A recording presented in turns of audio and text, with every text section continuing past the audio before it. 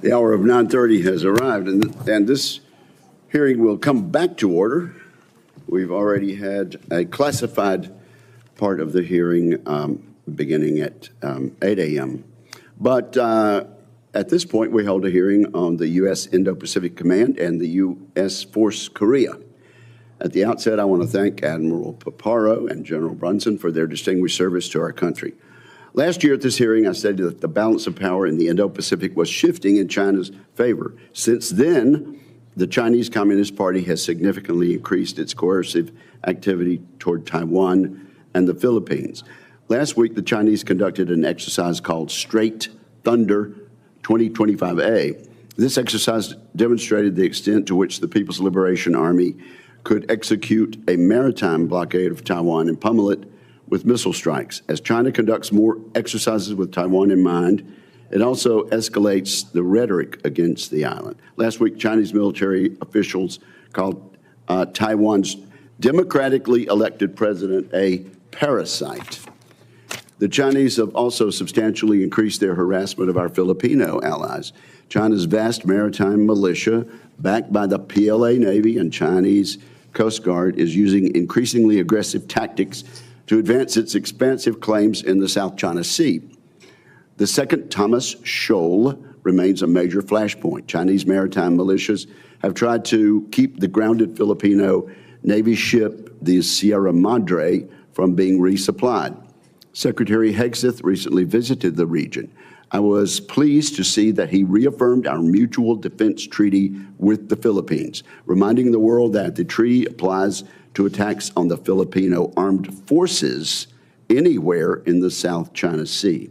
Even so, it is clear that the Chinese have been emboldened by 4 years of weakness during the past administration. There is another reason China has become so confident in its malign schemes. Xi Jinping has steadily modernized his military, and that hardware has made him more brazen. China boasts the world's largest navy. It also has an air force that is capable of denying the U.S. air superiority in the first island chain. We'll certainly want to ask about that, gentlemen. Its missile force can saturate our theater defenses. China has been expanding its nuclear arsenal at a pace that far outstrips our own. Multiple STRATCOM commanders have called China's growth breathtaking. In just a few short years, Beijing has built more intercontinental ballistic missile launchers than the United States. Meanwhile, our own modernization programs languish from past neglect. But China is not the only urgent threat in the Indo-Pacific. The Biden administration chose to ignore North Korea. It allowed Kim Jong-un to increase his nuclear arsenal and project his military into European theater to aid Vladimir Putin in Russia's war against Ukraine. Kim Jong-un has abandoned the goal of unification of the Korean Peninsula, and again, we'll want to talk about that, and has declared South Korea to be the principal enemy. The North Korean nuclear and missile arsenal continues to grow and diversify, with the rogue nation adopting a strategic doctrine that embraces nuclear first use. Kim will surely seek remuneration for his support to Moscow. The Russian technology transfers and military assistance Kim receives will help him to further strengthen his strategic military forces, missile forces. The continued demonstrations of Russia, China, and North Korea aligning and cooperating should be of great concern to all the West. This concern should then lead to action. If we are to maintain global peace and stability, we must continue taking steps now to rebuild our military and reestablish deterrence.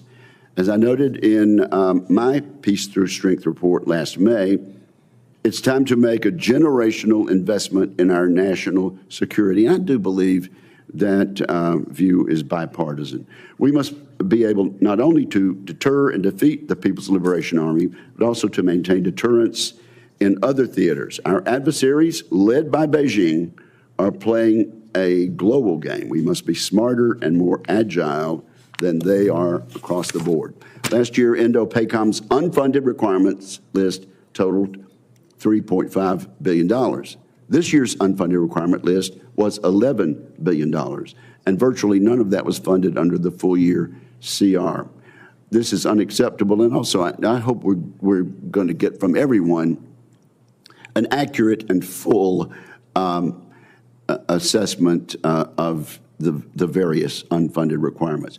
We need real growth in the FY26 budget request, in addition to a historic defense reconciliation package. We need more survivable long-range munitions, more assured U.S. command and control systems, and an improved ability to counter China's increasingly capable cyber and space systems. We need a wholesale overhaul of our logistics infrastructure and a rapid deployment of unmanned systems. We need a renaissance in our camouflage and deception programs, and we need a drastic improvement in our shipbuilding. The risk is simply too high for us to avoid making these changes. So I look forward to hearing from our distinguished and well-informed witnesses and having a candid conversation about what this committee and this Senate and this Congress can do this year to address these challenges. Senator Reid. Thank you very much, Mr. Chairman, and Admiral Paparo, General Brunson, welcome. Thank you for appearing today, and please convey our thanks to the men and women serving under your command and defending us. This is a challenging time for our forces in the Indo-Pacific. China is deploying a wide range of military, economic, and political pressures against its neighbors while aggressively challenging America's leadership in the region. The United States does not seek conflict with China, but we have deep economic and security interests in the Indo-Pacific that must continue to be protected through strong deterrence and smart competition. Several months ago, I traveled to Guam, South Korea, and the Philippines to assess our posture in the region. I observed a number of joint military exercises, met with allied leaders, spoke with foreign business leaders, and inspected our military infrastructure. Overall, I was impressed with our progress, particularly the development of our partnership with the Philippines and the remarkable emerging partnership between Korea and Japan.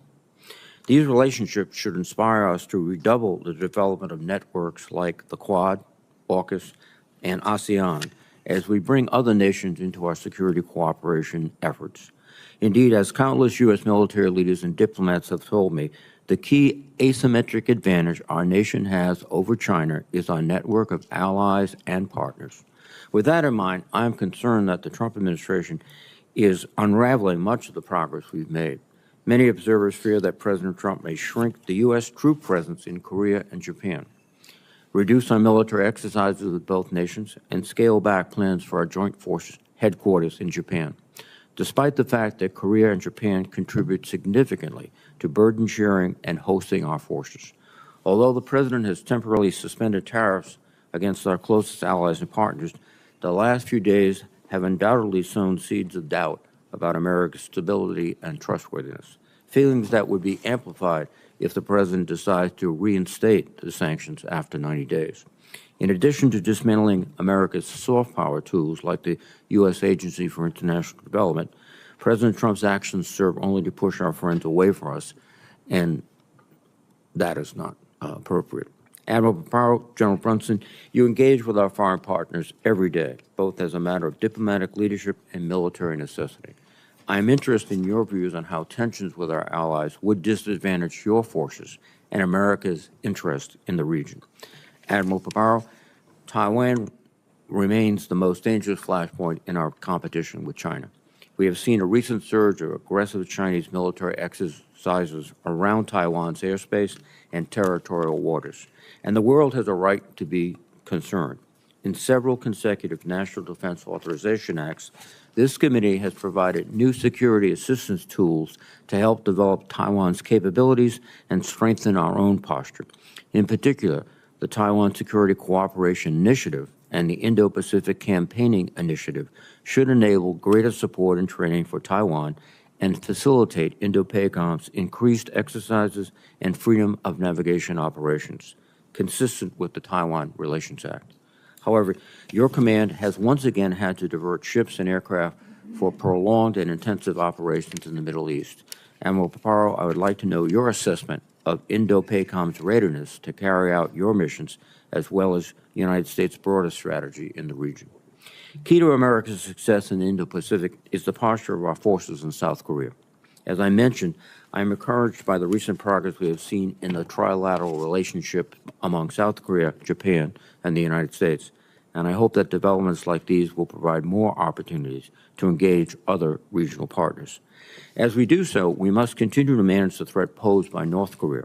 We know that Kim Jong-un continues to view nuclear weapons as, quote, the ultimate deterrent against foreign intervention, and he intends to gain international acceptance as a nuclear-armed state. North Korea's relationships with Russia also continues to grow, especially in light of North Korea sending troops and weapons to support Putin's invasion of Ukraine. And Kim Jong-un is likely receiving technical assistance from Russia for missile and nuclear capabilities. General, I would appreciate your view on the current threat from North Korea and how your forces are maintaining readiness through training and exercises with their South Korean counterparts. Again, thank you to our witnesses. I look forward to testimonies. Thank you, Mr. Chairman. Thank you. We'll now recognize each of our panelists for opening statements. And General Brunson, you went first in the closed session. Would you like to do that again? My boss says yes, so I do. Thank you for giving me at least the illusion of choice. Chairman Wicker, Ranking Member Reed, and distinguished members of this committee, thank you for the opportunity to speak to you today. I'm honored to appear before you for my first posture hearing in front of this committee as the commander of United States Forces Korea, Combined Forces Command, and United Nations Command. I'd like to take a moment just to simply thank you all for your steadfast leadership, your friendship, and your critical support to our service members, their families, our civilians, and the contractors who support us around the globe. But I especially want to thank you for your continued time and attention to the people of the Republic of Korea and the soldiers, sailors, airmen, guardian, and Marines who serve there on the peninsula. I'd also like to thank the Korean people right now for their continued resilience through challenges and hard times. I'd like to thank them for their dedication to our alliance. And I'd also like to thank them for their continued provision of an environment that allows us to build, sustain, and retain the readiness that we develop on the peninsula. In my career, every opportunity that I've had to lead our nation's men and women has been an honor. It's a privilege to serve alongside Admiral Paparo, our friends, our partners and allies in the region, working to strengthen our ties, to further security, freedom, and prosperity amongst the nations. For over 75 years, we've invested our national treasure in the Republic of Korea and remained the last U.S. fighting force on the continent of Asia. The return on investment of U.S. forces being stationed in Korea is not measured only in dollars, but in terms of access, forward basing, enduring partnerships, and deterrence. In 2024, the DPRK focused on advancing their cruise missile and hypersonic glide vehicle research and development programs, launching 47 ballistic missiles with one failed satellite launch attempt. Kim Jong-un also has 2 highly publicized visits to nuclear sites. And over the past year and a half, DPRK has exported munitions and troops to support Russia, demonstrating the ability to provide external support while simultaneously advancing domestic capabilities. In the coming year, we expect the DPRK to further develop hypersonic and multiple independently targetable reentry vehicle MIRV capabilities to complete his 8th Party Congress goals. Kim Jong-un's leadership has shifted focus from reunification to declaring sovereignty. This change is evidenced by the hardening of DPRK's southern border, the rejection of reunification discussions, and the destruction of unification monuments and buildings. The DPRK continues to build its nuclear weapons program and boasts a Russian-equipped, augmented, modernized military force of over 1.3 million personnel. Lastly, DPRK's cyber threat is increasingly sophisticated, as demonstrated by the recent theft of approximately $1.5 billion in cryptocurrency.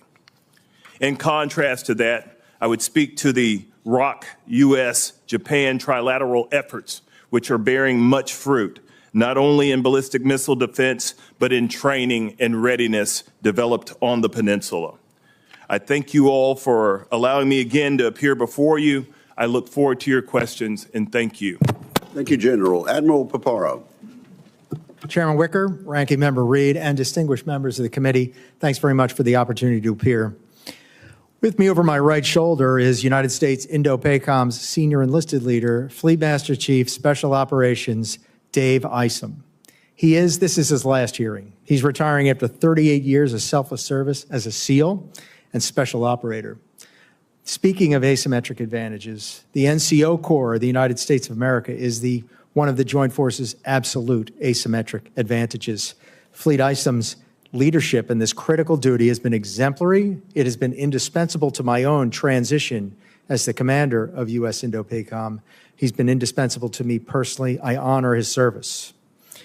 In a region that's home to over half the Earth's surface and half the operational joint force, Indo-PACOM faces a confluence of challenges. China's unprecedented aggression and military modernization poses a serious threat to the homeland, our allies, and our partners. In 2024, the People's Liberation Army demonstrated growing capabilities through persistent pressure operations, with military pressure against Taiwan increasing by 300%. China's increasingly aggressive actions near Taiwan are not just exercises, they are rehearsals.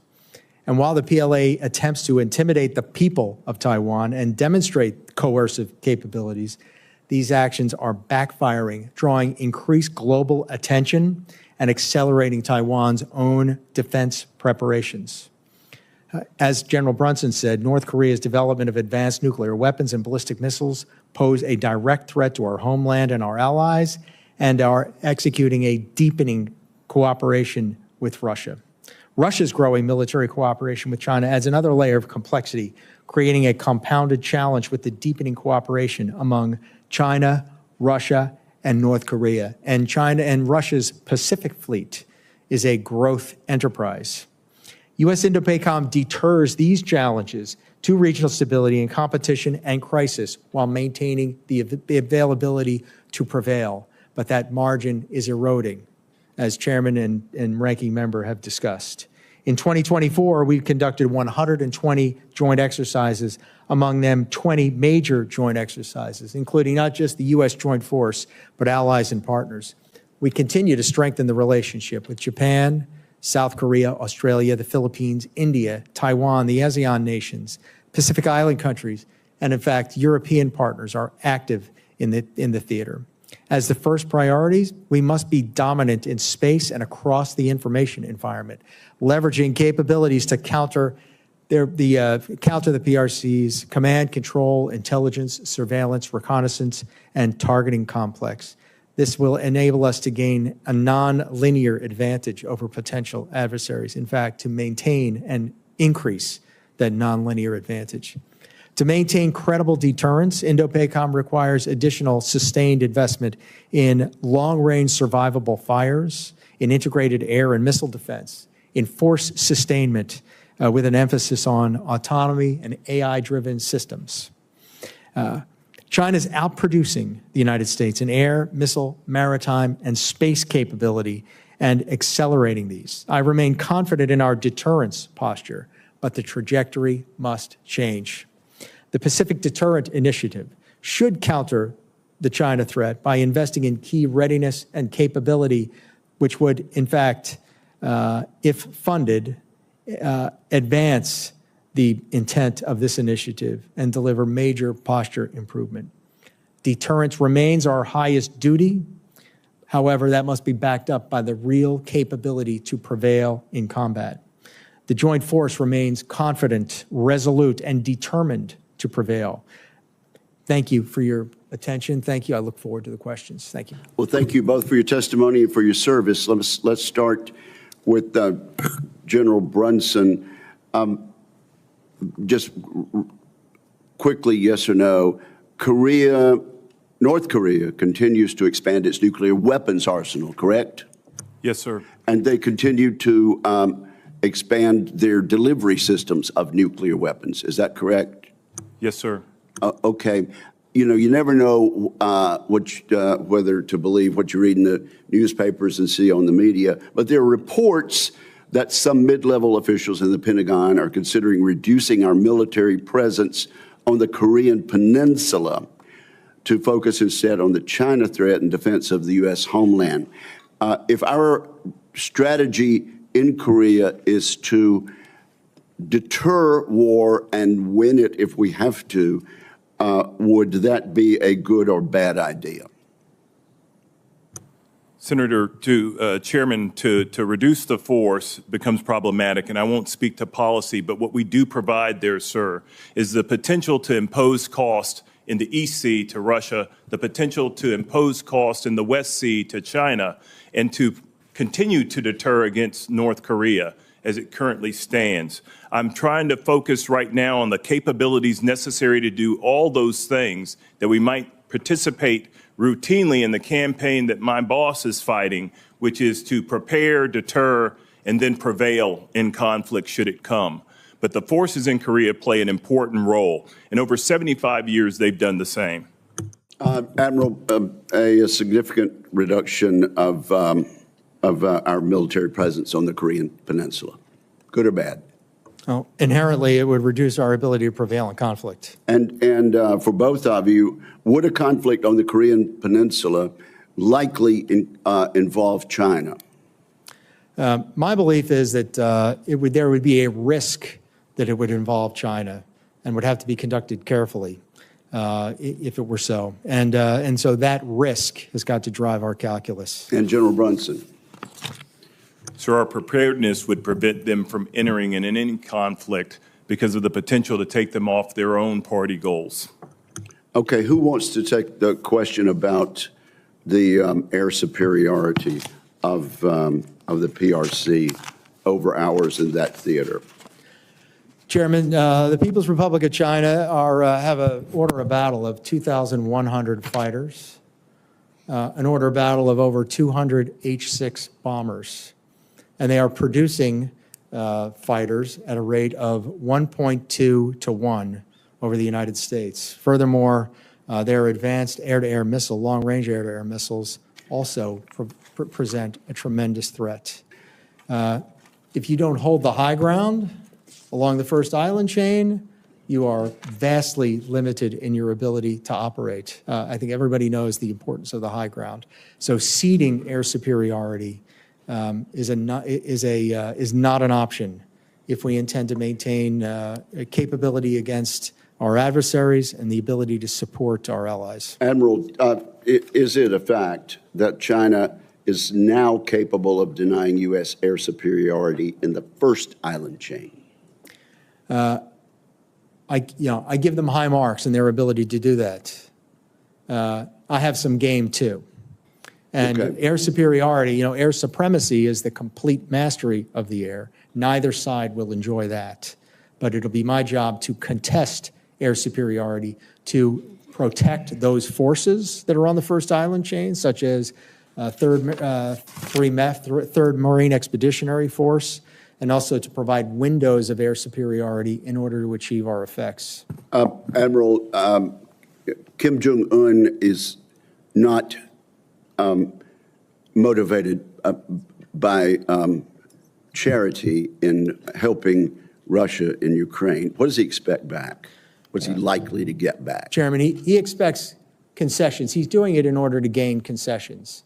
And those concessions would be modernization of their air defenses, specifically the MiG-29, the Su-27, advanced help for their surface-to-air missiles, quieting technology for their submarines, additional help in order to instantiate a ballistic missile submarine as well, and then likely propulsion help and potentially even help with re-entry vehicles for their burgeoning nuclear program. Okay, thank you. We'll take another round. Let me just make sure that people understand, General Brunson. You are USA Commander, United Nations Command, Combined Forces Command, and United States Forces Korea. You do not answer at all to the United Nations headquartered in New York City, do you?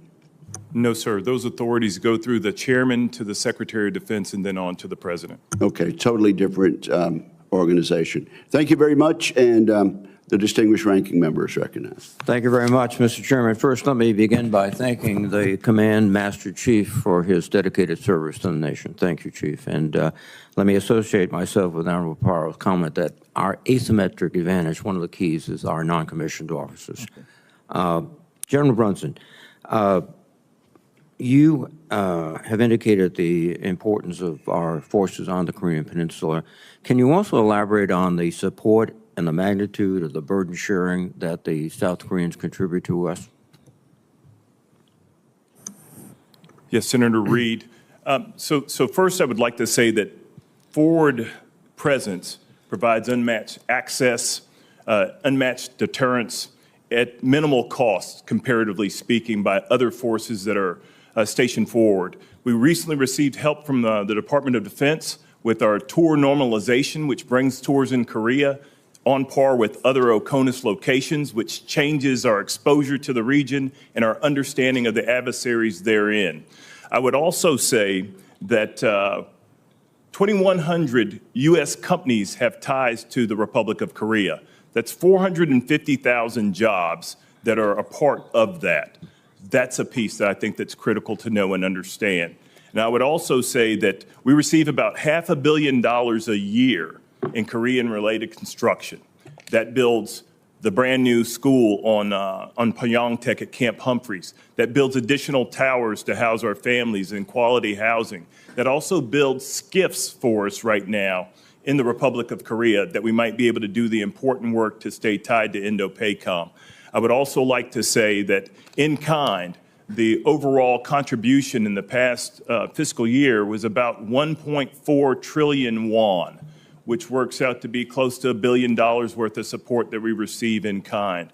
I'd also mention the continued and growing maintenance, repair, and overhaul facilities that exist on the East Sea and the West Sea that we've utilized most recently to bring the Wali Shara back out of that overhaul and looking better than ever. The Cesar Chavez also visited recently. But there is a lot that we get. Some of it is fiscal and monetary. Others of it is material that's irreplaceable. General Brunson, again, in previous National Defense Authorization Acts, we have established a manpower floor of 28,500 troops as a demonstration of our unwavering commitment to the U.S. Republic of Korea alliance and also the strategic reasons you said.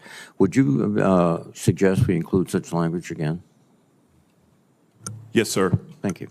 Admiral Paparo, can you give us your perception as the overall commander of the value of the South Korean forces to us and the presence of our troops on the peninsula together with the contributions they're making, the South Koreans? Ranking Member, in addition to the elements laid out by General Brunson, Korea makes significant contributions outside the Korean peninsula, and that is in their participation in multilateral exercises, including Pacific Partnership, among many others. And so in the ability of that force to deter conflict, the ability of that force to avoid from having two conflicts at once by dint of the strength of the capability, and by what they're doing in the trilateral relationship with Japan, that growing trilateral relationship with Japan, and on their path to become a global pivotal state. They are a key partner in the Western Pacific with a purview that goes far beyond just the Korean Peninsula. Thank you very much, sir. I mentioned in my opening statement that currently you have forces that have been transferred into CENTCOM, the Carl Vinson Carrier Group. Open sources suggest 6 B-2 bombers are at Diego Garcia with supplementary tankers. What effect does these have on your capabilities? Well, presently, for Carl Vinson, we do have George Washington coming out of Yokosuka very shortly, and Nimitz is at sea. And we have to maintain a high state of indications and warning so that we can get those forces back if there is a crisis with greater exigence than there is one in the CENTCOM AOR. And I owe the Secretary and the President constant vigilance on this and a constant awareness of that force's ability to which is assigned to U.S. Indo-PACOM, its Carl Vinson Strike Group, and a Patriot Battalion. If need be, they return to the Indo-PACOM theater for a higher priority threat. Thank you very much, gentlemen. Thank you, Mr. Chairman. Thank you, Senator Reid. Senator Cotton. Gentlemen, welcome back. Admiral, let's take a step back to first principles. We've talked a lot here about the threat that China poses to Taiwan and what you're doing to try to address that threat. I'd like you to explain why that threat is so severe. You know, some people might look at the map and say, well, Taiwan is a small island and it's really far from us and it's really close to them. And China has marched into Tibet in the past, and they've marched into Hong Kong in the past, and that was bad, and they shouldn't have done those things. But it didn't lead to World War, and it didn't lead to Great Depression. On the other side, you've got one of your ancestors, so to speak, Douglas MacArthur, who said at the dawn of the Korean War that the domination of Taiwan by an unfriendly power would be a disaster of utmost importance to the United States. He was speaking then, as we do today, of communist China. Ian Easton, a Naval War College professor and one of the military's leading experts on Taiwan, says that it's possible that the Chinese invasion of Taiwan would cause a 21st century version of the Great Depression. And the famed investor Ken Griffin put it more bluntly, it's an immediate Great Depression. So why is it that Taiwan is different? Why is Taiwan such a hot flashpoint? Why could it lead not only to a catastrophic war, but also global Great Depression? Why should Americans care about an island on the other side of the world? Senator Cotton, that last point is quite salient.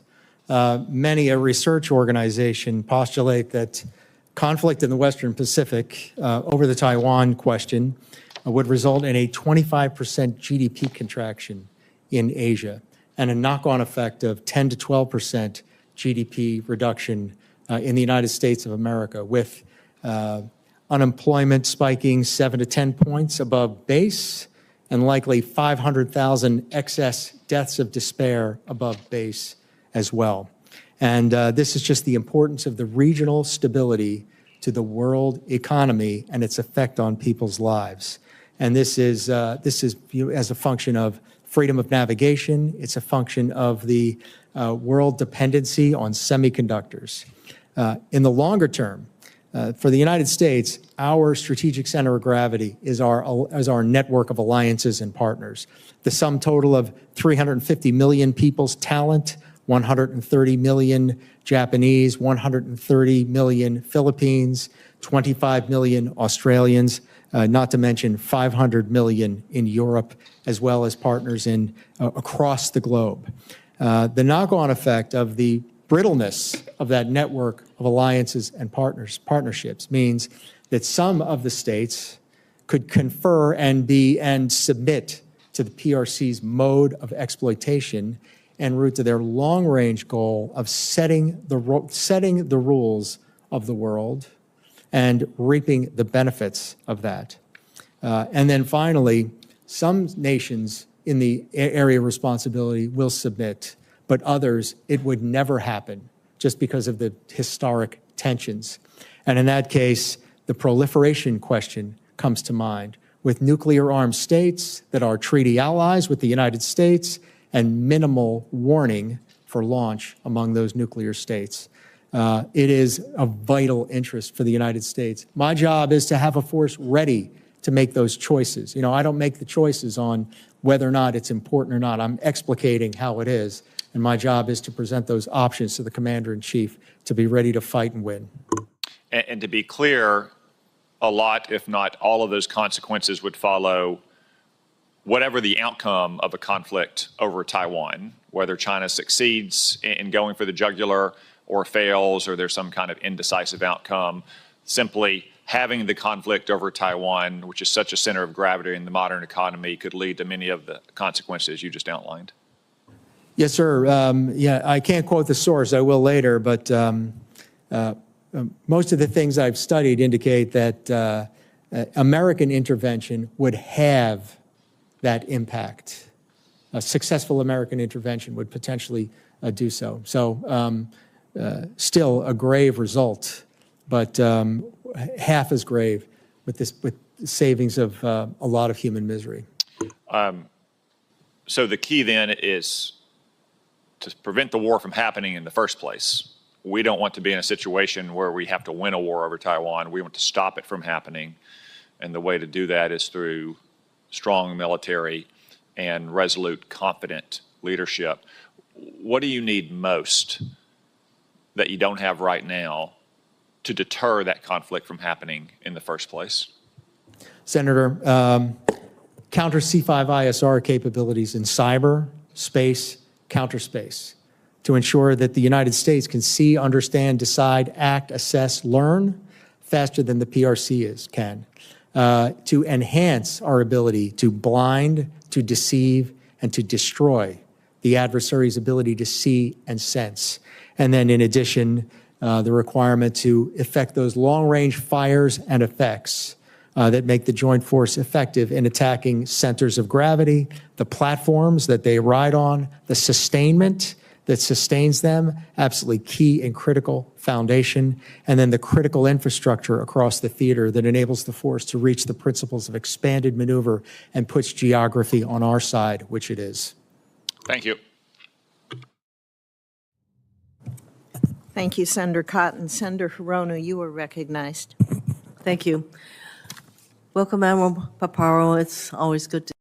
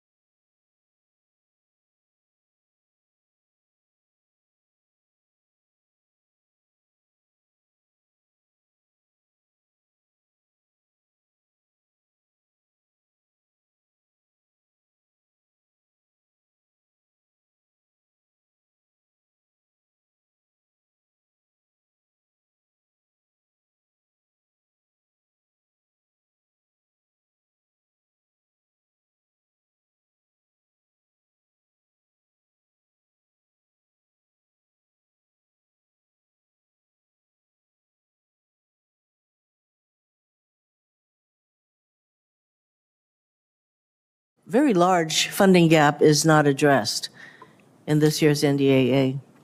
The joint force, the trajectory that I'm discussing continues. The joint force has an eroded capability to prevail. It manifests itself in lost people, in lost capability, in lost money, and in lost time. And it confers to the confidence of the PRC and inherently erodes deterrence as they see more and more, they see the potential of their prevailing in the conflict themselves and achieving their goals by aggression.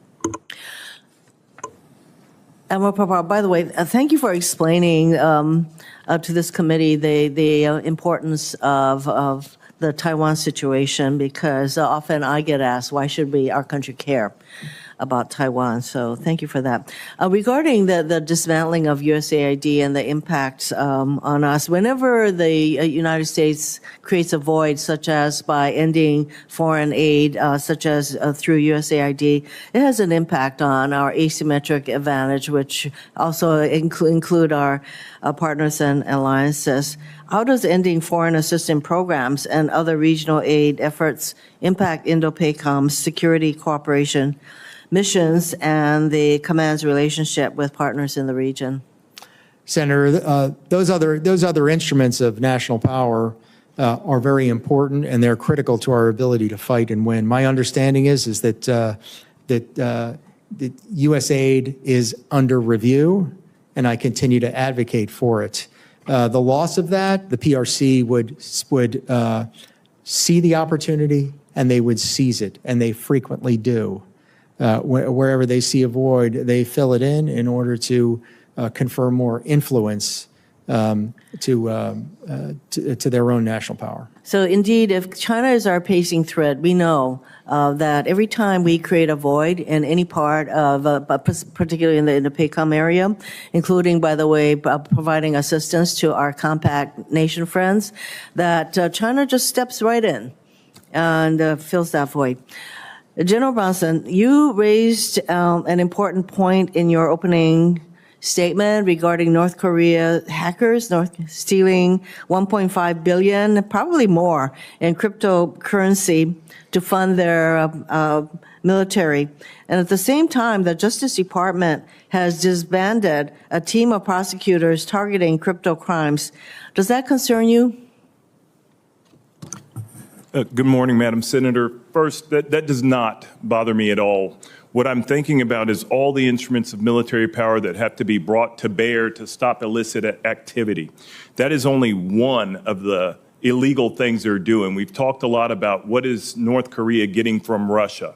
One of the things they're getting is the ability to circumvent sanctions, and that theft is a piece of that.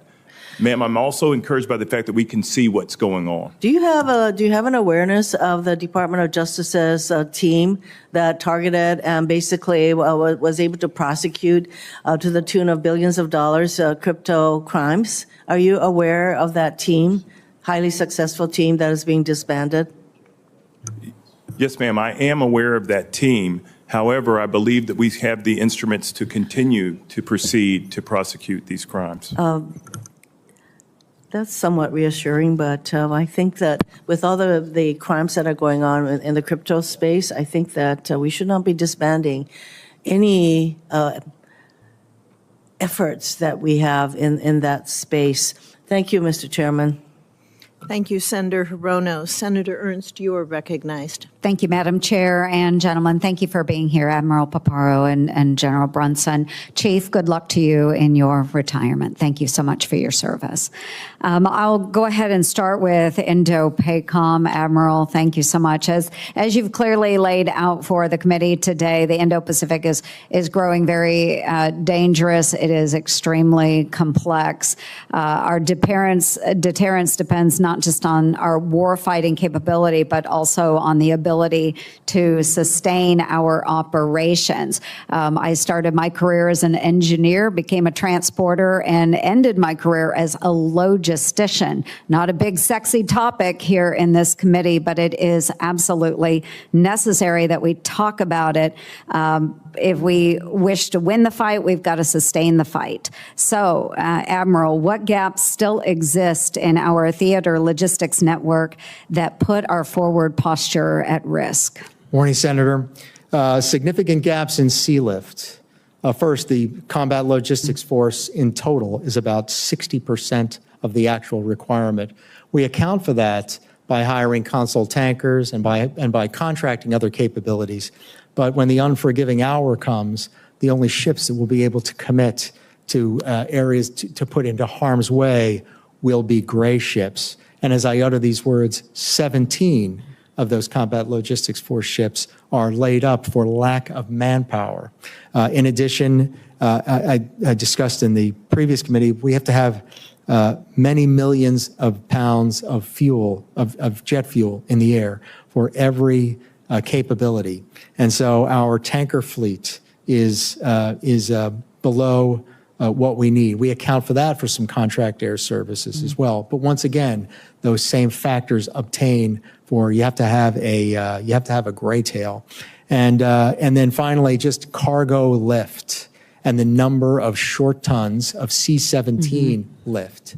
Like for instance, just having moved a Patriot battalion into the CENTCOM AOR, it took 73 C-17 loads to move that Patriot battalion. 73. What's that? 73. Of one battalion of a force element. So our lift requirements must be paid attention to. And I share your passion for sustainment. That's what won World War II. Mm-hmm. Absolutely. So those logisticians, the maintenance dudes and dudettes that are out there working every day to make sure that our warriors are able to fight the good fight. So with that, you talked about contractors, and we use them extensively. But how can Congress help accelerate the improvements necessary in Indo-PACOM when that hour comes?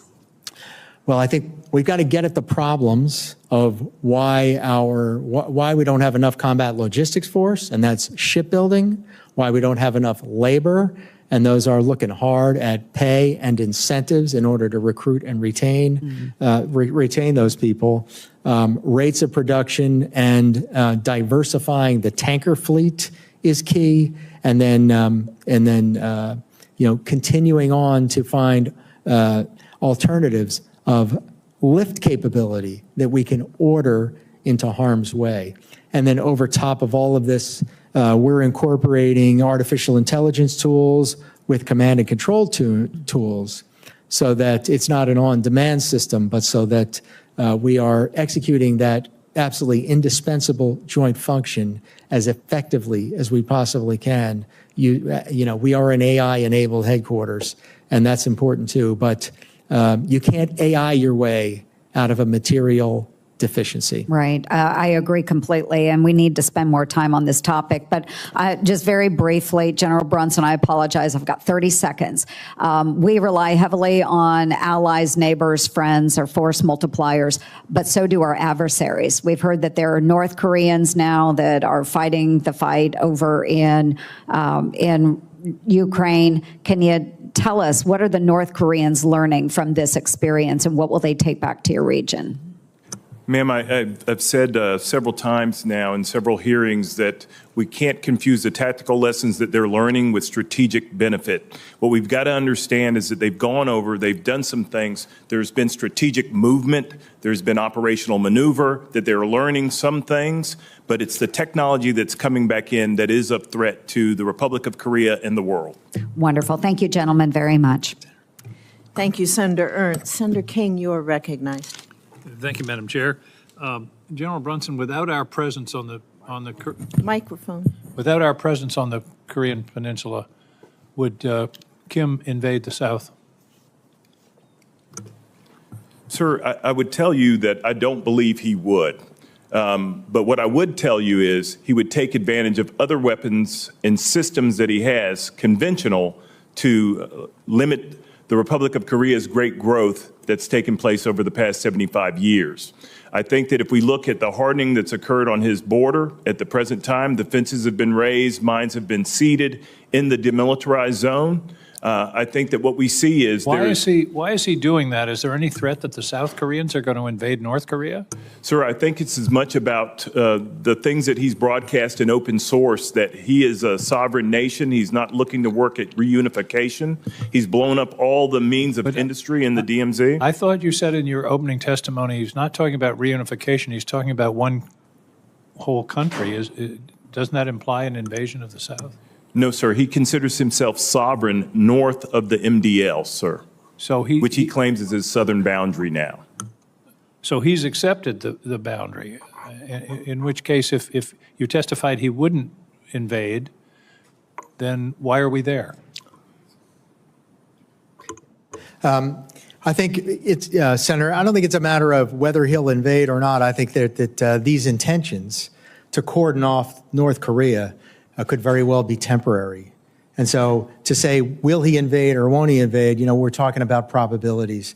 With the loss of the force on the Korean Peninsula, there's a higher probability that he would invade. Well, that was my expectation when I asked that question. I would assume that if we weren't there, it would encourage him to take steps to try to cripple the South. I think it's essential. We have a treaty ally. It's the number 10 economy in the world. Our economies are very much intertwined. KJU's intentions could shift with the wind.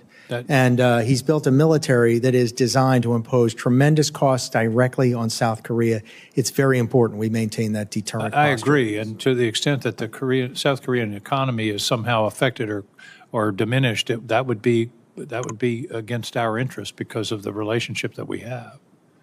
Yes, Senator, and I misheard you, so please forgive me. But as I mentioned previously, 2,100 U.S. countries tied to the Republic of South Korea, 450,000 jobs as well. Thank you. This is sort of an intelligence question, General Brunson, but I know you have intelligence. Do the North, I didn't mean that the way it sounded. I know you have access to intelligence assets. How's that? Better, yeah. Do the North Koreans know the extent to which they're being screwed by the regime? And we've all seen the famous picture of no lights in North Korea, and South Korea is full of energy and prosperity. Do the North Koreans have any inkling of the way that they're being their opportunities in life are being diminished by this regime? Senator, I would answer that, having fully listened to the question, that I might answer it correctly this time. I would fully answer that by looking at the forces that they sent to Ukraine, to that fight. Absolutely dyed-in-the-wool ideologues who are tied to and believe in that regime that exists there. I think a great many of the people are not witting to what's going on there, but the elites, as long as he maintains control of the elites. There was a recent article that talked about the things that he's doing to circumvent sanctions and other things to continue to bring luxury goods into his country. And as long as those luxury goods don't go to the people. No, sir. The point I'm making is that as long as he can sort of provide a palliative to the elites, the other folks won't. There's no way that they get communications in or out. One of the things that was coming from the NGOs going to the North was radios.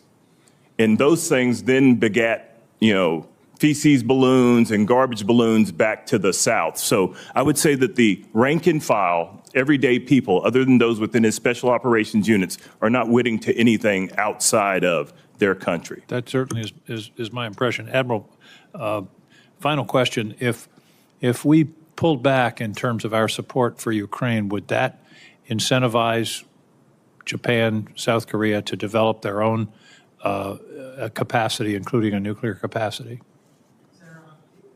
Senator, I'm ignorant of the policy. I don't know the policy that's going on. It's another theater. But I'll say that Russian failure. Oh, I'm sorry. Did I say Ukraine? I meant Taiwan. Okay. If we withdrew our support from Taiwan, would that incentivize Japan and South Korea to develop independent capacity, including the possibility of nuclear weapons? My assessment is yes. Thank you. Thank you, Madam Chair. Admiral, go ahead and answer that question with regard to Ukraine. So without, I'm in the Indo-Pacific, so I don't have perfect knowledge of the ongoing. But my assessment, and it's to a very deep extent backed in the intel record, is that Russian failure and or Russian success has the effect of deterring or emboldening the People's Republic of China, and they've already taken notice of the tremendous costs that Russia has endured. Mr. Chairman, thank you. Mr. Chairman, thank you for that, because that's a question I would have asked if I'd had another 10 seconds. Thank you. And it only took us 59 seconds. Thank you very much. Senator Scott, you are recognized. Thank you, Chairman. Thank both of you for what you do. Thank you for the men and women you serve with.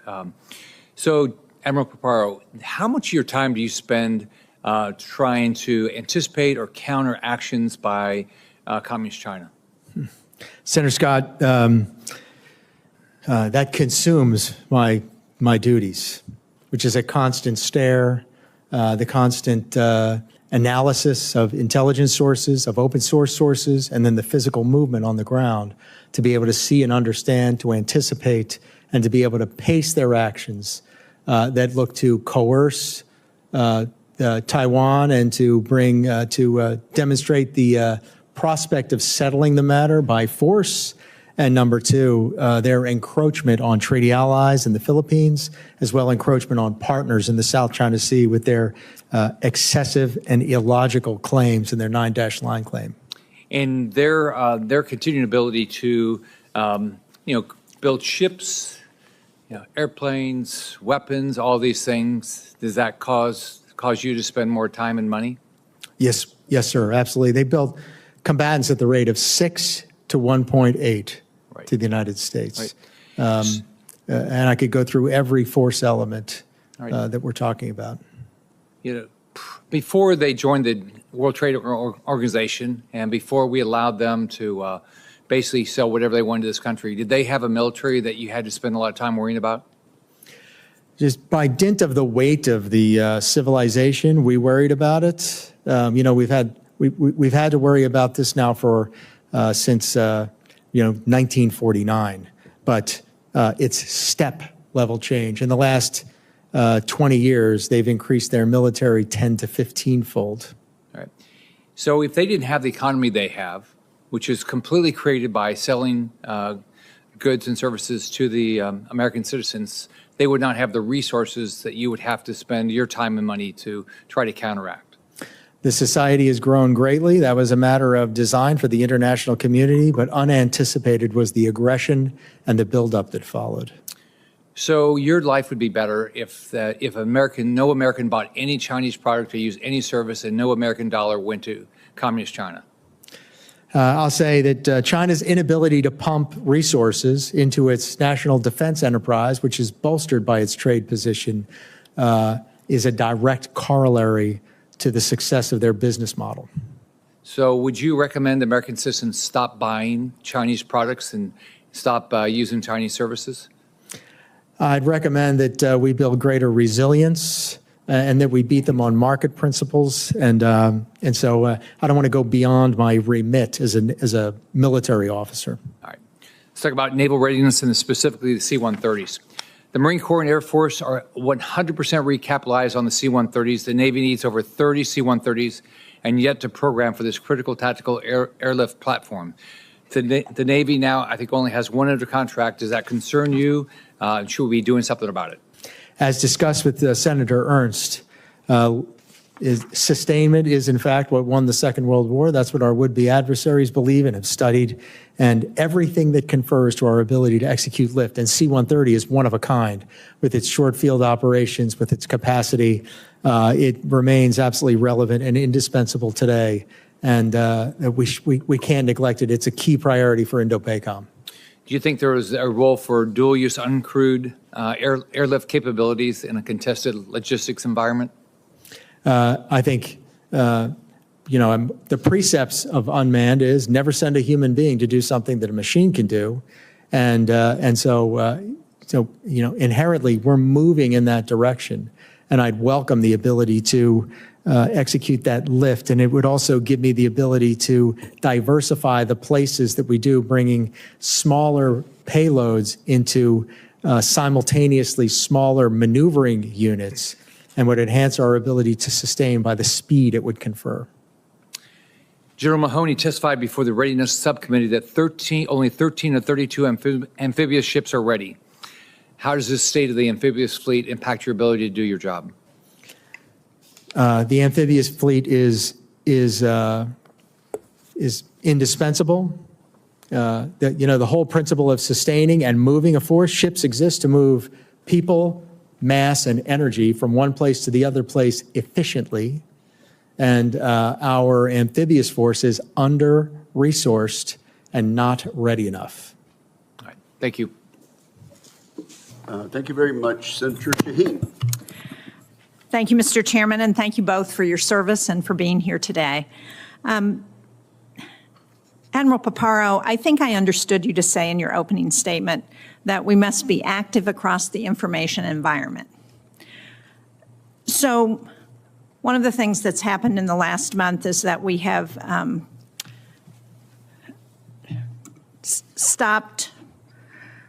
we've pulled the plug on Voice of America and Radio Free Asia.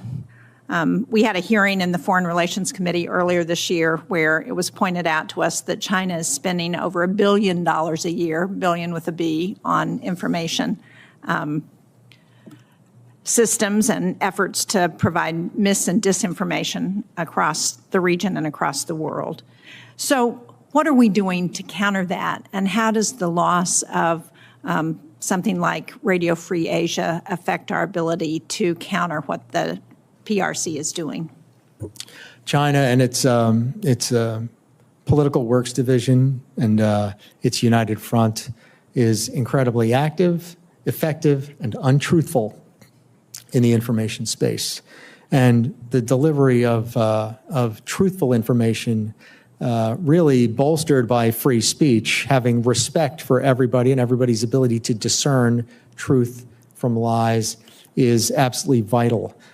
We do have an effort that is where Special Operations Command is nested within this unit with their capabilities to execute information operations, but it's focused in the military space as it should be, given the fact that we're in the military. But in my opinion, we must work hard to counter PRC misinformation and disinformation, and our own principles of free speech greatly enable us to have faith in people to be able to suss out truth from lies. And can you talk about why that matters when we're talking about military conflict? Matters because in order for us to achieve the effects of expanded maneuver, our network of alliances and partnerships is the strategic center of gravity of the United States of America. And so inherently, because governments are accountable to the people they serve, that public opinion will have a great bearing on whether or not those allies and partners are a party to enable a coalition, because the bigger the coalition, the greater legitimacy, the greater capability, the greater access, spacing, and overflight. Thank you. Clearly, we need to do better. General Brunson, South Korea and Japan recently renewed negotiations with the PRC toward free trade talks that had been stalled since 2012.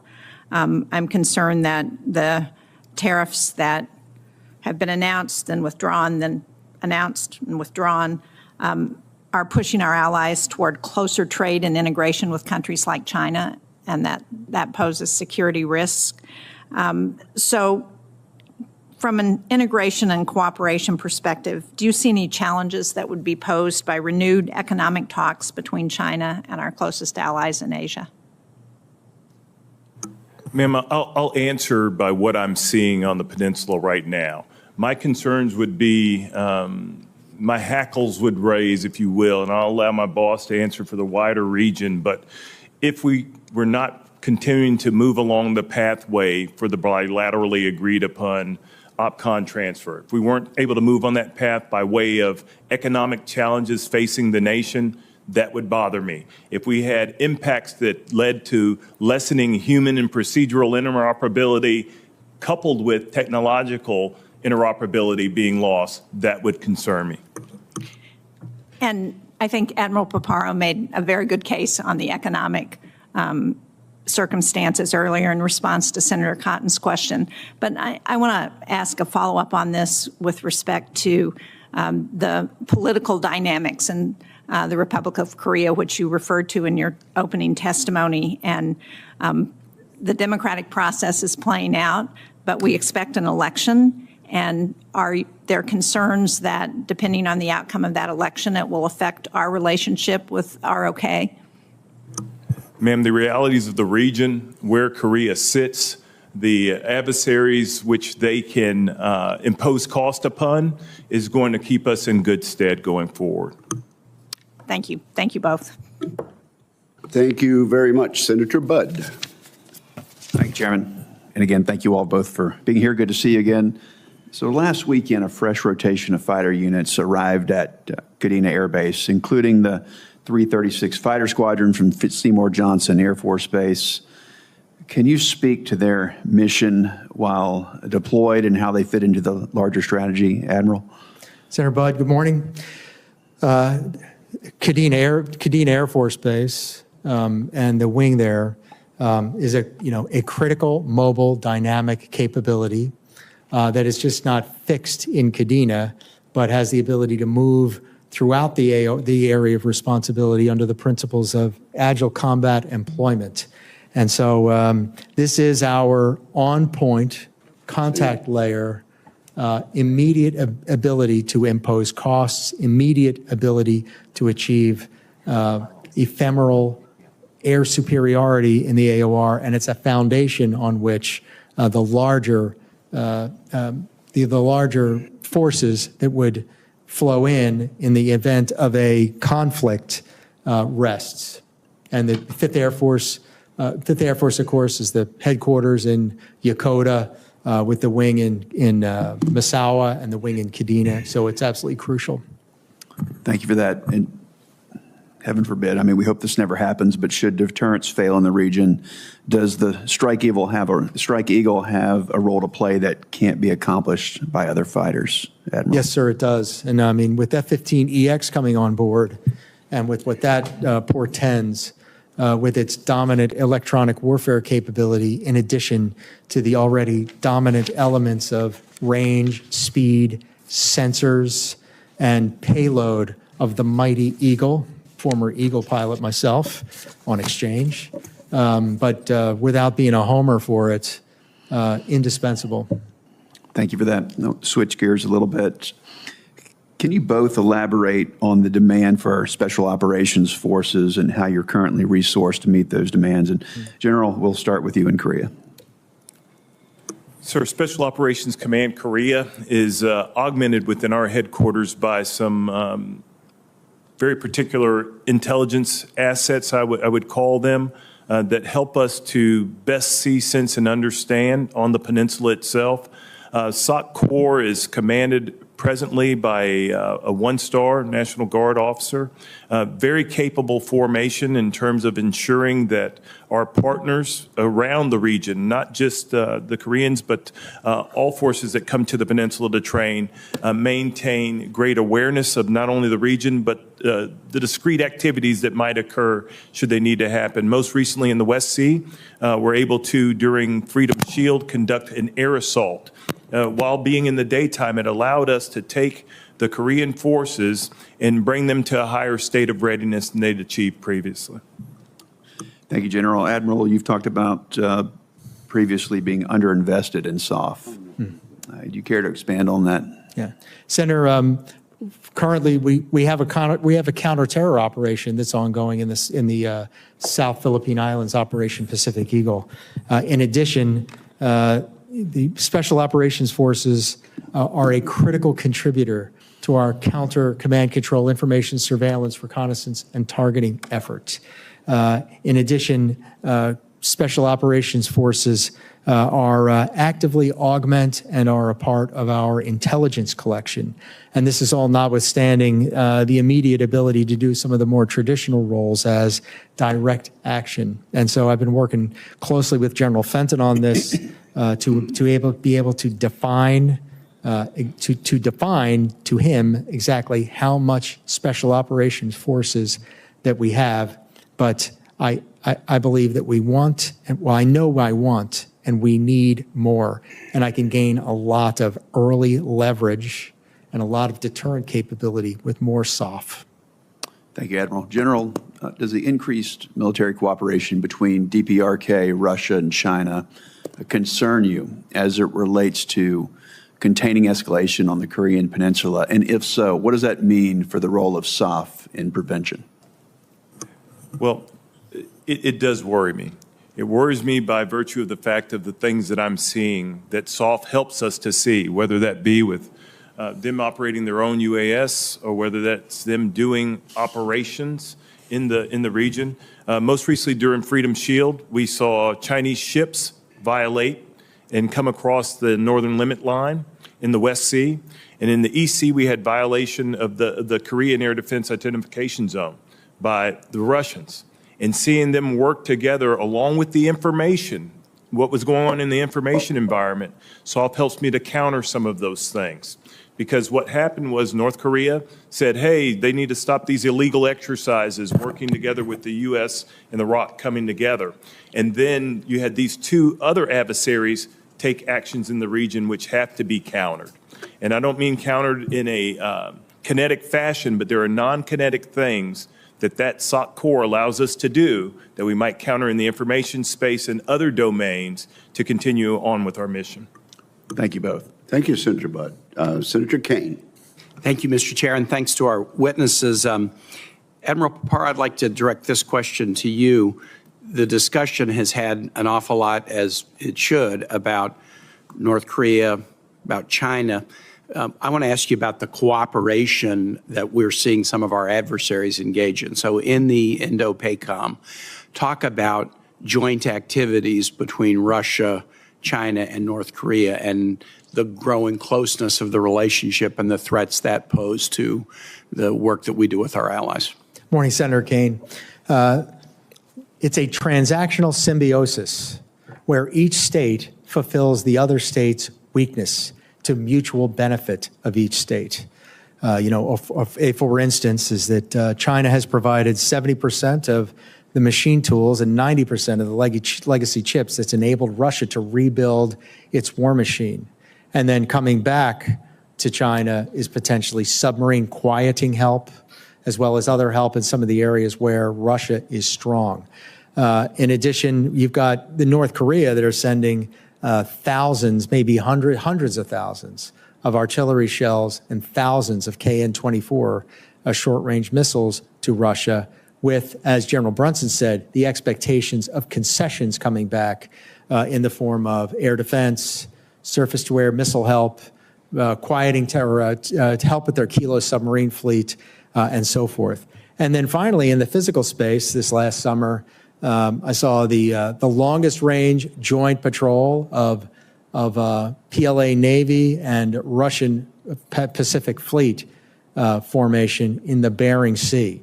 And so they're deepening their ability to operate together, and they're demonstrating that by going further afield and in bigger formations. Quickly, I just would like to ask for your impression of the importance of the AUKUS framework in the Indo-Pacific. AUKUS is it's going to confer a generational advantage on both countries, but I cherish the advantage it confers on the United States of America.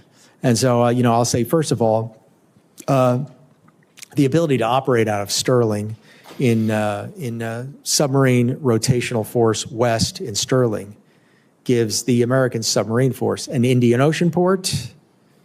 It gives us the ability to range the Indian Ocean without limitation in the Straits of Malacca, the Lombok, or the Sunda Strait. It's a straight shot to the South China Sea, closer and faster than Hawaii, San Diego, Bangor, Maine, and then Australia's contribution into the defense industrial base. $3 billion investment in the submarine defense industrial base. Yeah, imagine Congress having that debate about whether we would invest $3 billion in the Australian workforce. It would be a very tough discussion here. It'd be worth it, though. It'd be worth it, but the fact that the Australian Parliament made that investment in the U.S. workforce demonstrates the degree to which they're concerned about China. Let me just do one last thing here. I have filed a resolution with a number of my colleagues to turn off the global tariffs imposed by the president last week, which are now somewhat on pause. There's still a 10% tariff. I'm not going to ask you about the policy, but I just want to point out one of the reasons I filed the motion. Primarily, it's because it's a tax increase on American consumers, but I don't think we should treat allies badly. Use Australia as an example. You've talked about how AUKUS is very important. The president has imposed a tariff on Australia. We have a trade surplus with Australia, not a deficit. We have a trade surplus with Australia. So why put a tariff on their products? How about other allies? Japan, 25% tariff on Japan. Why 25%? The measure of the tariff was not Chinese trade barriers. It was the trade deficit that we have with Japan, measured by deficit in goods. It did not include the full trade picture, goods and services. If you add in services, all these trade deficits actually get narrow because the U.S. is such a great exporter of services. But even if there's a trade deficit in goods with Japan, of course there is. The trade deficit is we buy more of their stuff than they buy of our stuff. Our population's 3 times the size of the Japanese population. So yes, we buy more Japanese goods with 340 million people than 120 million people buy of American goods. And so we're going to punish them for that? It makes no sense.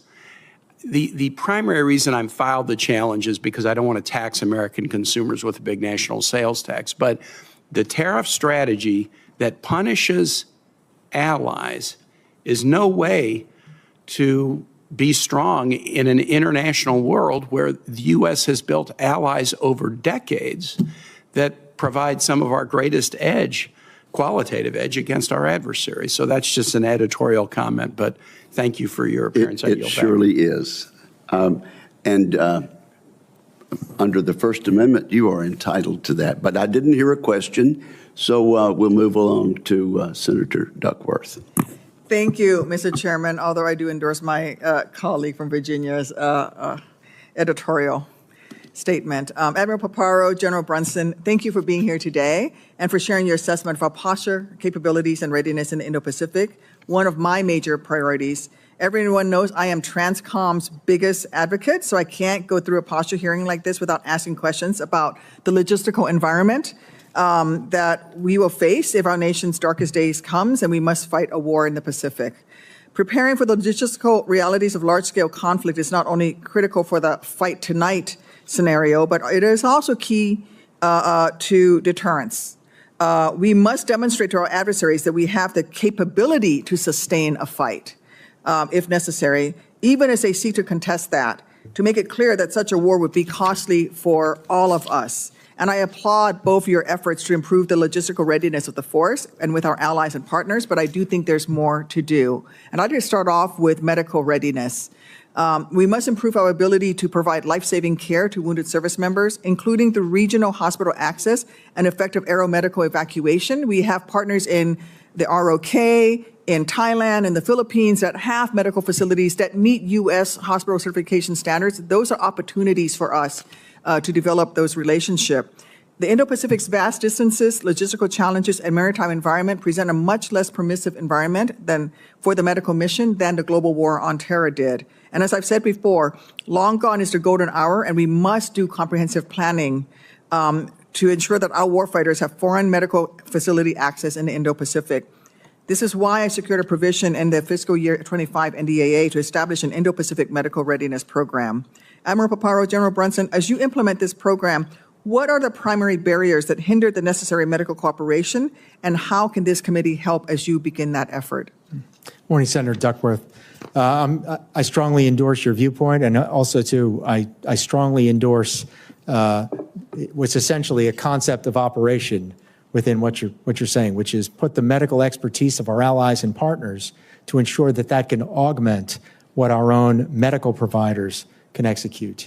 And so one is a medevac capability in order to get to the location, the agreements to do so, the ability to practice and exercise so it's not the first time that we do it if the unforgiving hour comes. And so I think some of the barriers are physical, and that is lift, medical lift, medevac lift, and then some of the barriers are I should say, authorities. And we'd hope for more authorities to be able to broaden our ability to plan for this, for bringing to bear the medical capabilities of our allies to care for the wounded in conflict. So thank you. Thank you. General Brunson? Ma'am, one of the things that you know, and I know you're full well aware of this, is our health care comes from the community. You have the only agreement in the ROK, yep. Yes, ma'am. So we get tremendous amounts of care there. What we're trying to do at All Good Hospital at the present time is have greater access to Profis doctors routinely. I need them to be on the peninsula in times other than crisis or conflict. In competition, we want to bring them to the peninsula so that they better understand the medical landscape and what might be required of them. We're also looking to UN Command. There are several nations that provided hospitals during the Korean conflict. We want the Italians to come back with their hospitals again. We want the Dutch to come back with their hospitals again as well. And those things we think we then provide to the greater Indo-PACOM family, that we might be another resource used in time of conflict. Thank you. I want to pivot to the critical platforms we need to project and sustain forces in a contested logistical environment, especially our sealift fleet. Admiral Paparo, do you agree that Indo-PACOM would benefit from the ability to surge replacements of naval auxiliary vessels or to conduct battle damage maintenance of these vessels within the region, closer to the point of need? Strongly, I urge for that, Senator. Because I am concerned that in a war, naval auxiliary vessels would be easy targets. I mean, we're going to have to fight our way in and fight our way out. And what can we do to help you with that effort?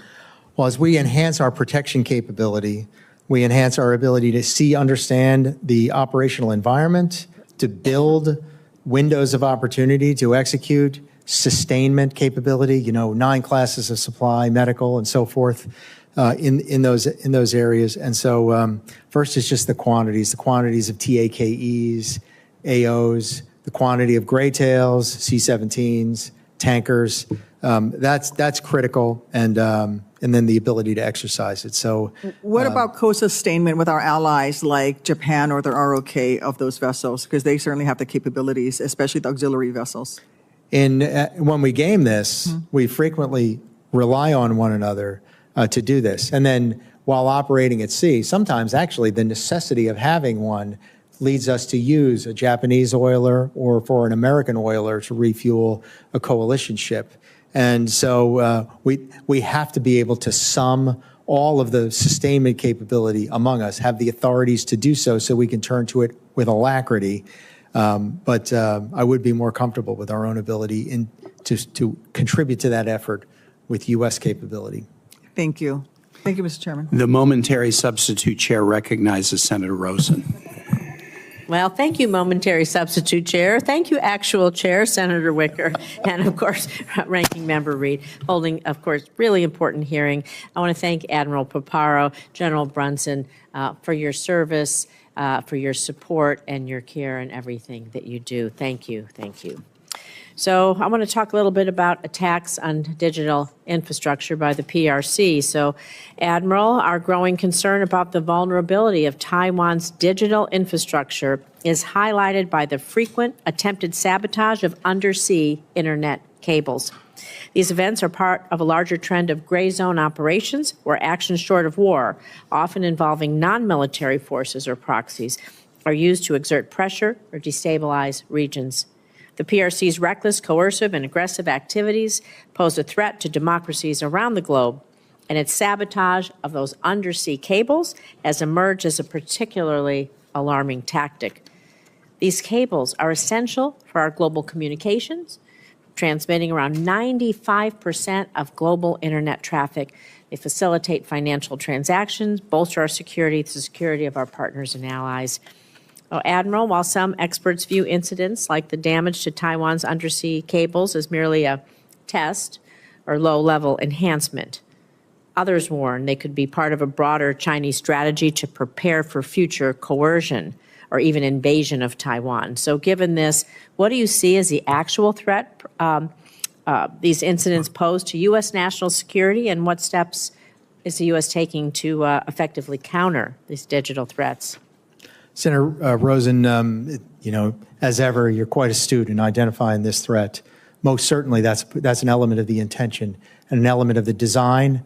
They would do so likely with People Armed Forces Maritime Militia, which enables them to execute this operation without potentially signaling an intent to go to war, but by weakening the information enterprise of the states over whom they're executing aggression.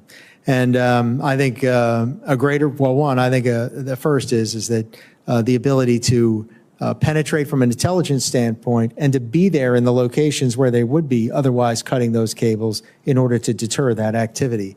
Second of all is the resilience to have other redundant networks that enable those states and their partners, including the United States, Guam, Hawaii, and so forth, to achieve what we need to do in the information environment, and that's proliferation in low Earth orbit, and not just one single constellation, but multiple constellations. Talk about how we can help Taiwan bolster its digital infrastructure. What do you think we can do to help them be sure?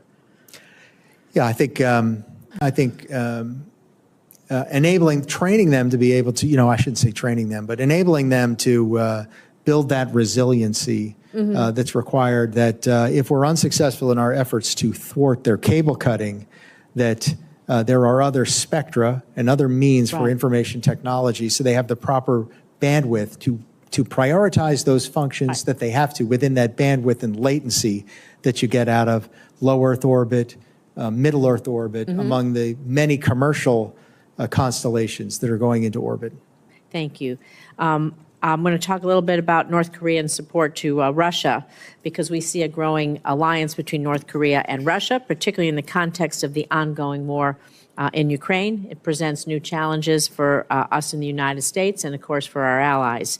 So we know North Korea providing troops and munitions to Russia, and the partnership has potential to fuel the conflict and challenge the global order.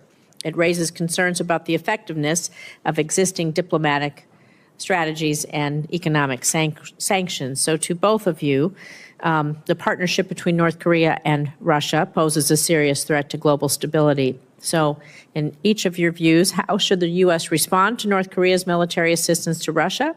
And what diplomatic or military strategies should we pursue to prevent further destabilization, not just there, but within the international community? So General, we'll start with you.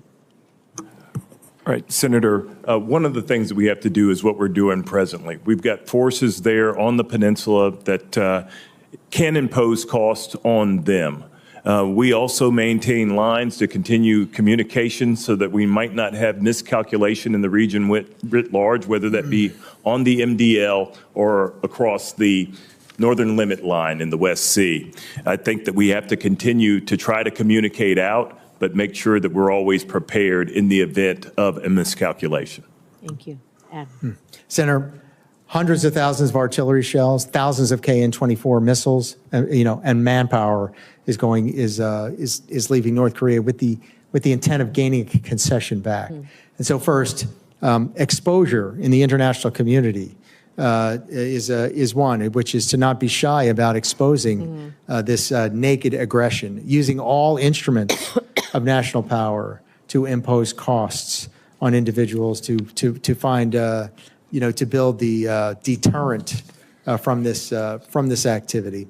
And then, as General Brunson has talked about earlier, being wary of what is coming back, and to be able to be in generations of overmatch with what's coming back, if it's submarine quieting, if it's air defense, if it's missile technology. And so, it's an area we need to work really hard. Thank you. Appreciate it. Yield back. Thank you very much. Senator Banks. Thank you, Mr. Chairman. Admiral, great to see you again. I enjoyed our visit in my office last week.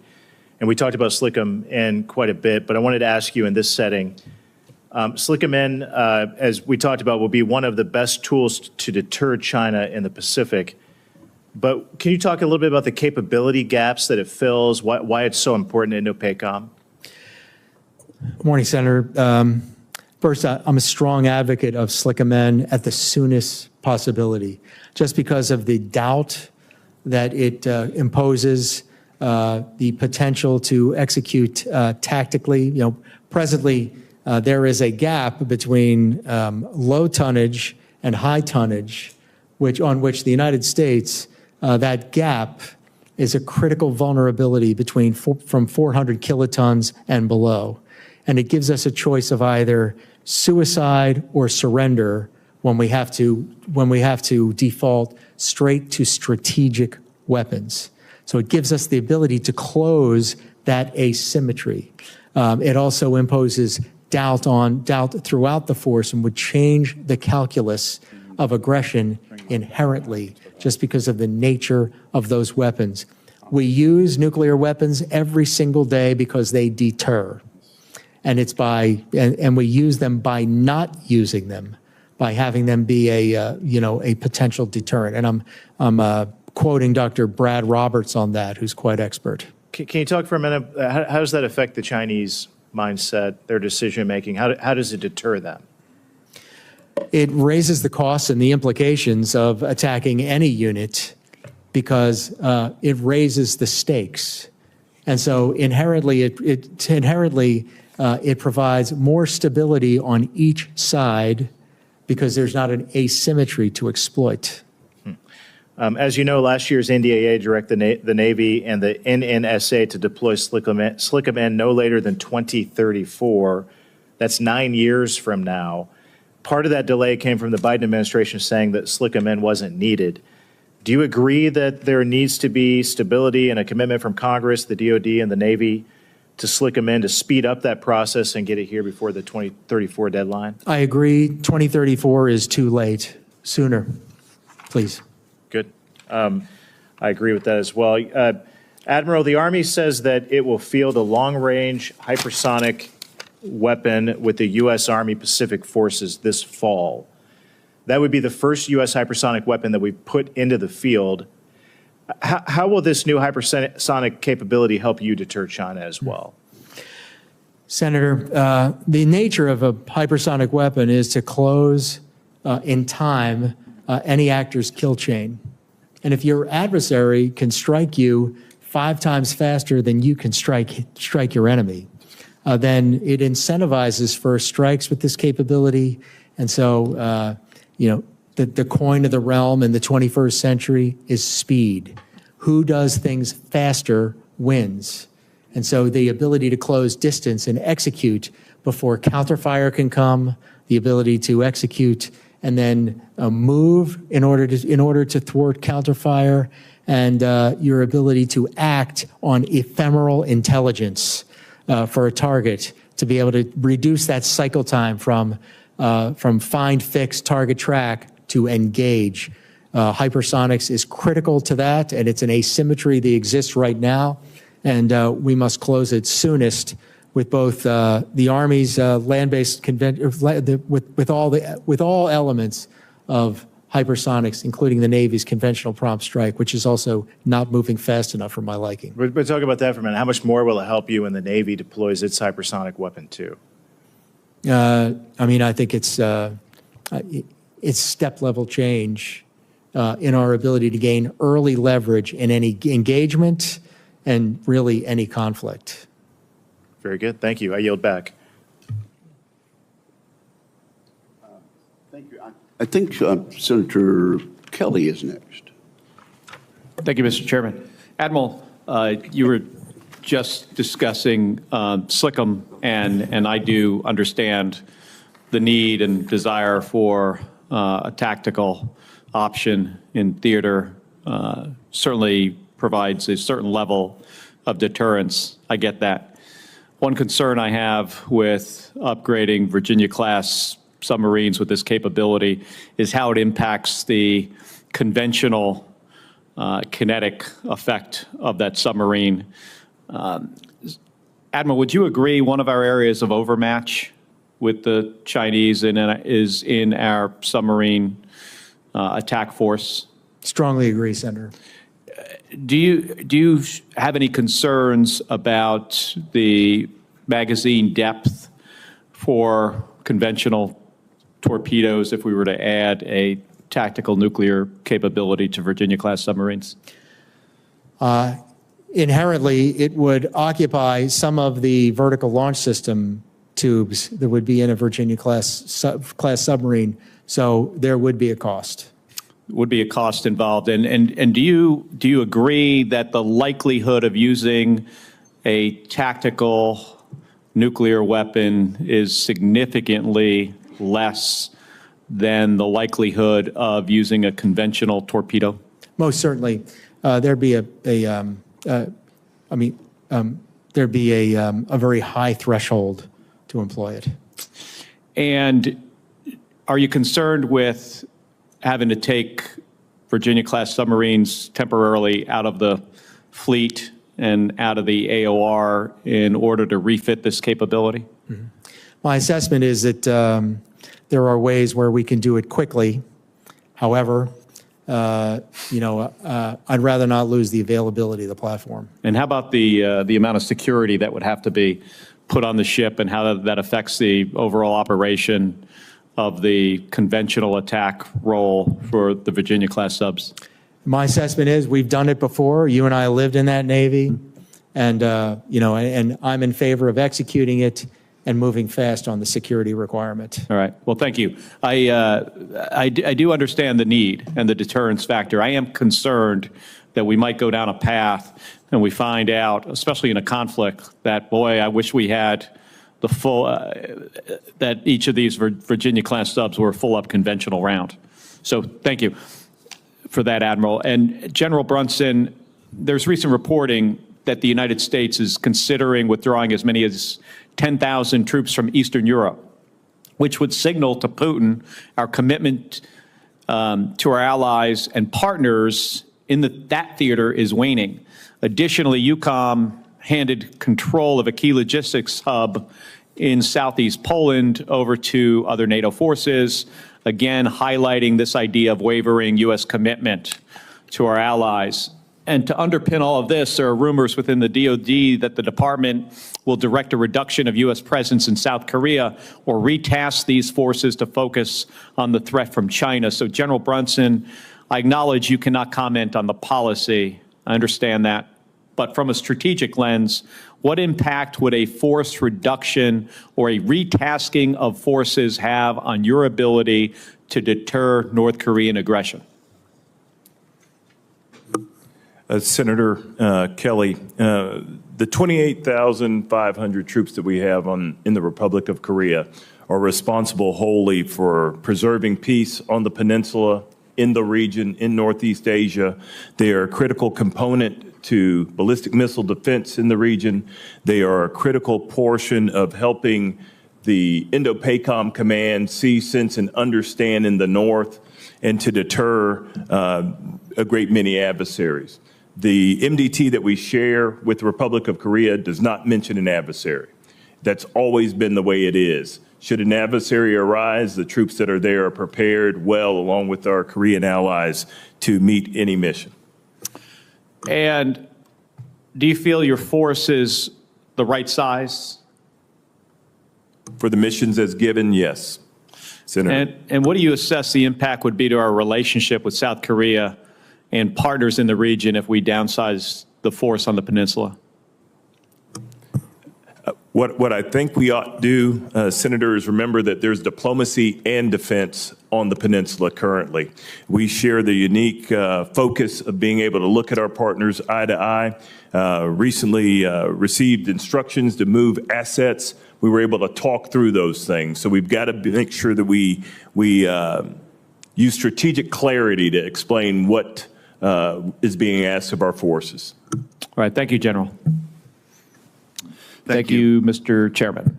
That would be me for right now, so I will recognize myself. Admiral Paparo, it's great to see you. Always appreciate your testimonies, very clear-eyed, to the point. So I've long been very concerned about the Chinese presence at the Panama Canal and what they might be able to do with that if, heaven forbid, something were to happen. Could you just elaborate a little bit on how the closure of that, let's just assume that would happen, the closure of that or an interruption in its availability, how that would affect the flow of both combatants and support vessels to the region? Morning, Senator. I mean, inherently the geography, the alternative being all the way south around the Horn, that's about a 2-week transit. Think about how critical it is to get forces on front when the PRC's intention is a short, sharp war that provides a fait accompli to the international community. And so inherently, anything that slows us down over time and distance is bad for us. Now consider that all of the shipbuilding in the United States of America is east of the Panama Canal, but the preponderance of the threat is in the Pacific. And that just shows the inherent logic of the requirement for the Panama Canal as ever. Yeah, and I think, yes, the concerns that we had when it was, I think, mistakenly sort of given away are even more concerning now as our orientation, I think, shifts to the Indo-Pacific in a more meaningful way. General Brunson, it's good to see you. I wanted to ask you, and I know that Admiral Paparo got a question somewhat related to this, but concerns about airlift capabilities. And we don't have enough aircraft, and many of our C-130s don't have the survivability in a contested environment. Could you speak a little bit to the current limitations we would have supporting forces in the Korean Peninsula, given our current inventory? It's just the amount of, as we look at tip-fid flows, sustainment, and those things that are required to prosecute in the KTO, it's why we've begun to move. It's a recognition of that is why we've begun to move with a combined logistics command. It's why we've begun to look at how can we set the theater now, looking at the stores of munitions, some of which will expire soon. How do we get those replaced in quick fashion so that we don't provide drain for sustainment things in order to prosecute the campaign? I'm readily aware of the fact that I'm fighting until help comes. That's what we're expected to do there, myself and the Republic of Korean forces, as well as the forces apportioned to UN command. We're fighting until they get there. So a great many of the exercises that we do, Senator, are all aimed at understanding what magazine depth needs to be resident on the peninsula so that we don't have to count on external support coming too, and so that we might not drain from the overall effort. But it's fair to say that a lot of those plans that are being drawn to account for that are meant to address the fact that we probably don't have the inventory that we need right now. Is that fair to say? That would be accurate. We're challenging those assumptions every day, Senator. Right. Okay. Admiral Paparo, I wanted to go back to you. I think with it's related as far as maintenance and availability and execution in the Indo-Pacific. There was recently, I think, a big win for the U.S. and our allies with the tanker mission in South Korea, and then we're also seeing this obviously with submarine maintenance in Australia. What's the next big step? Because you've articulated, I think, rightly, that speed is going to matter, but the logistical hurdles in the vast expanse of the Pacific is, I think it's hard for people to really actually put their mind around it until you put a map up, and you see just the expanse. So what's the next big step to address those logistical challenges for us? Senator, first, enrich the kind of work that we're doing in our partnership yards. So beyond the standard voyage repairs is to do deeper repairs for our forward deployed naval force is one step. And then if we can get into the space of production of that capability, of enhancing the Korean worldwide ship capacity, which is, I think, 23% of global total is built in Korea. Japan is 15% of global shipbuilding. The United States of America is 1% of shipbuilding. This confers immediately to speed. So more maintenance being executed at these partner yards where it makes sense. And then the next step, and I've heard a lot of talk about this from all throughout government, which is to avail ourselves of our partners' unique shipbuilding expertise, and then while we regain our own shipbuilding expertise in the United States. Thank you. Senator Peters. Thank you. Gentlemen, thank you for being here today, and certainly thank you for your service to our country. Admiral Paparo, as you know, Exercise Northern Strike in Michigan brings over 6,300 participants from all across the United States, as well as our international partners to Michigan's National All-Domain Warfighting Center. It's the largest training area east of the Mississippi. In past briefings before this committee, you discussed the importance of Exercise Northern Strike to Indo-PACOM, and particularly our ability to cooperate with our partners in the region.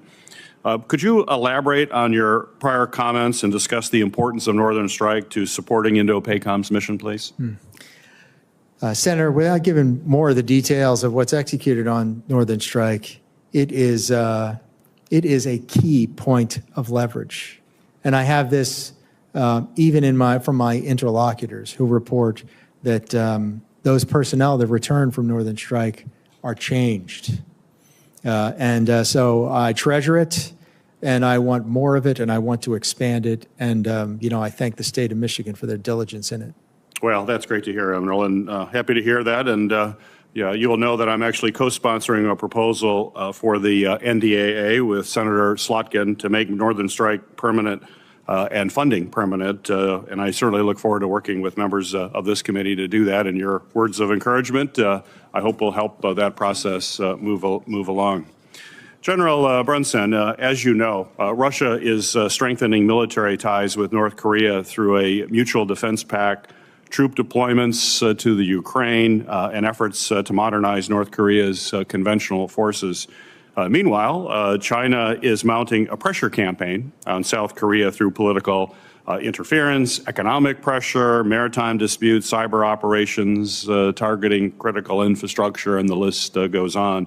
So my question for you, sir, is how is USFK adapting its force posture or training to counter the hybrid nature of threats, including military, cyber, and disinformation that's now posed by both Russia and China in this region?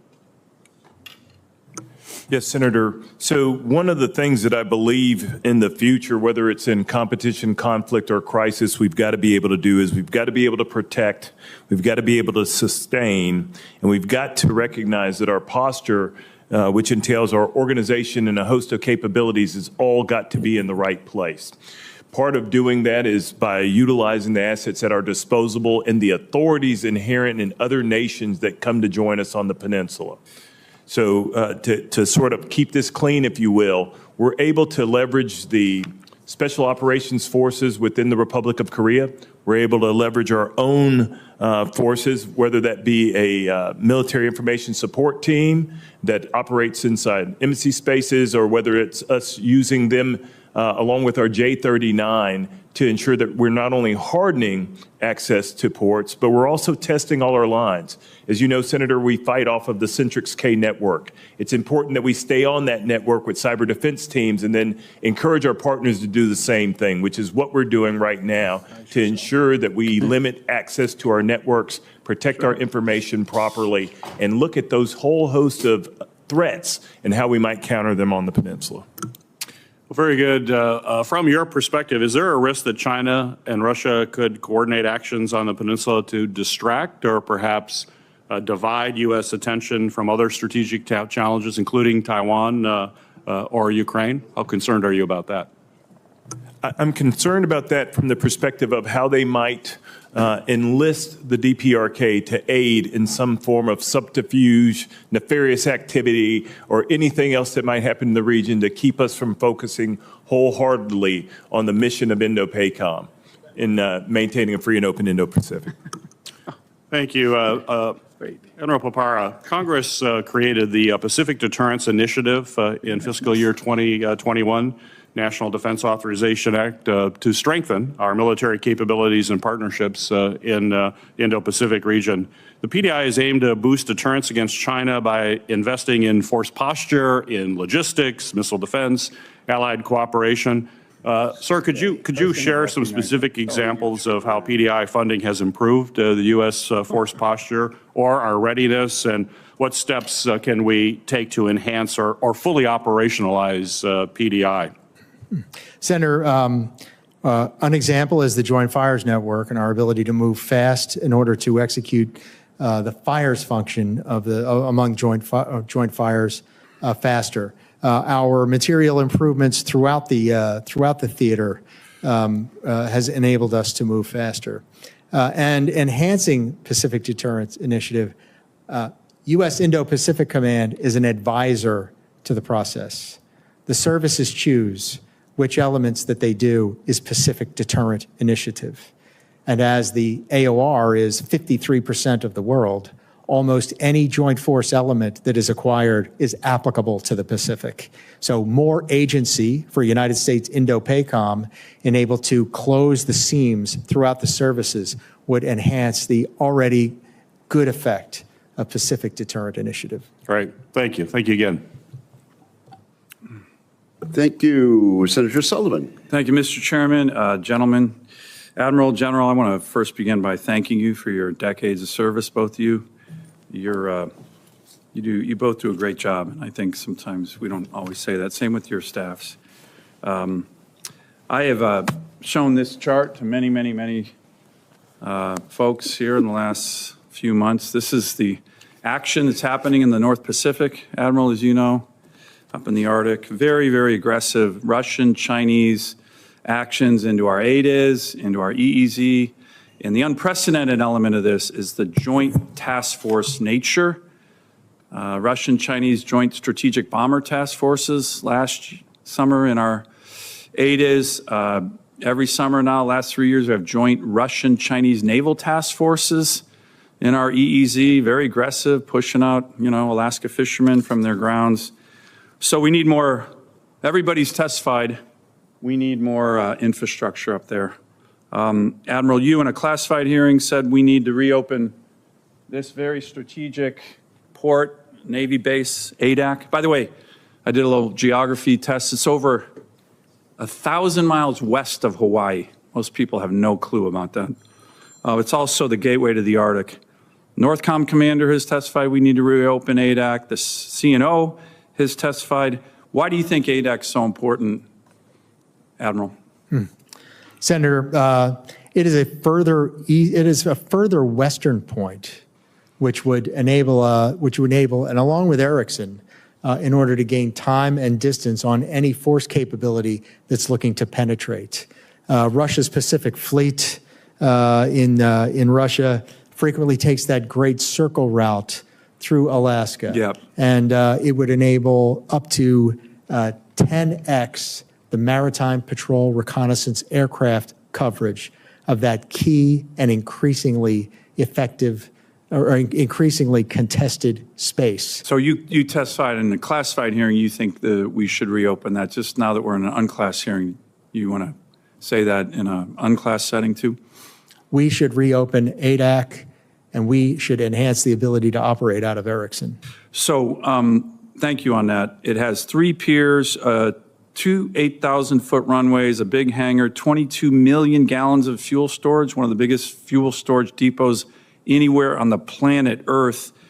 The CNO just sent a team up there, Navy, State of Alaska, the Aleut Corporation, and the NORTHCOM commander just reached out to me 2 days ago saying they're going to have a final report completed in the next 2 weeks on a low, medium to high reopening scenario. Can you commit to this committee to work with the NORTHCOM commander to get that report out in the next 2 weeks?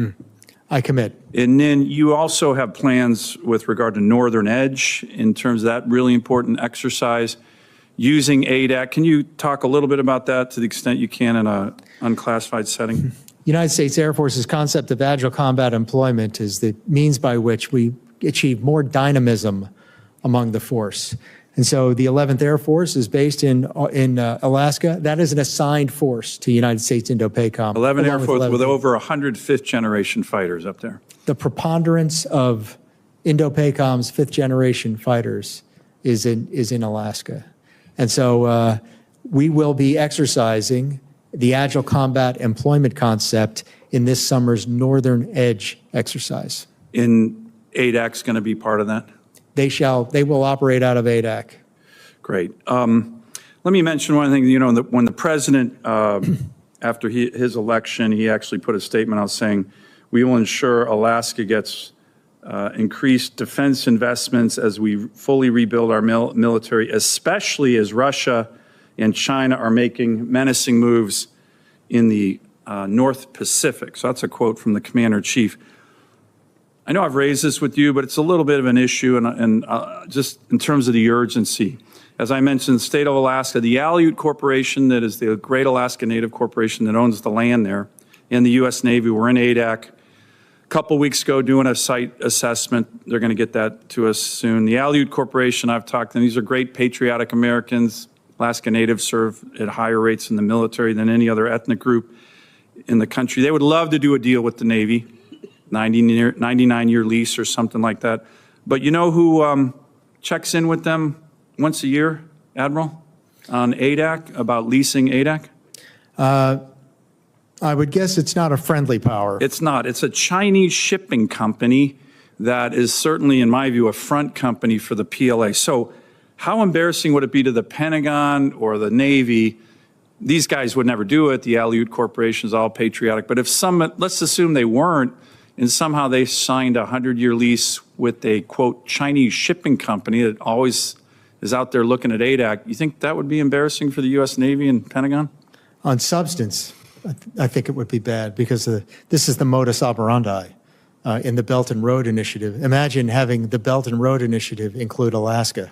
One of the most strategic ports in the world. Amen. So we have a sense of urgency on this, and I look forward to working with you and the committee, Mr. Chairman, on this important issue. Thank you. I sense a sense of urgency. Yes, sir. Senator Blumenthal. Thanks, Mr. Chairman. Thank you both for your service.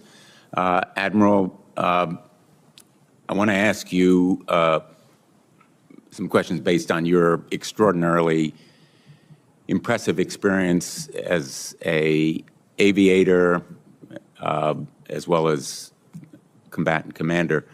We're building new aircraft carriers at huge expense. Are you concerned about their vulnerability in light of the increased Chinese capabilities that you mentioned in your testimony, AI, cyber, hypersonic missiles? My guess is the everyday American sees an aircraft carrier as a huge sitting duck out there in the middle of the Pacific. Are you concerned? It's a moving duck with the ability to defend itself, unique among airfields as a mobile capability. It is not uniquely vulnerable, but it is uniquely valuable. And the PRC, seeing that value, have made it a focus because they have every other fixed land-based targeting complete. Its value lay in the enormous variety and the enormous mass of fires. And so it is not more uniquely vulnerable to the PRC. It is more uniquely threatening to the PRC, which is why they're working so hard to strike it. And I hear people say, well, in war games, we lose these aircraft carriers. The war games must have a terrible Paparo simulator because I'm going to put them into harm's way judiciously and when they can strike. And it will be my job to return those aircraft carriers to their home bases after they have done their duty. So I am no more concerned about aircraft carriers than I am about destroyers, submarines, squadrons, wings, battalions, regiments. But those fires are, the mass of fires that they bring are absolutely unique, step-level change above any other particular single unit. And you pay me to find ways to protect those aircraft carriers along with everything else that's in the joint force. For every one air-to-surface missile, there are, for every one maritime-oriented missile, there are 8 others that are designed to strike land targets. And so, I note that, this topic comes up frequently, but you have my opinion on it, is that instead of waxing into a culture of, well, we should give up on this capability, no, we should do something about it. And we are doing something about it. And that is well included in my integrated priorities list that I presented to the committee. I think that answer is extremely compelling, and thank you for it.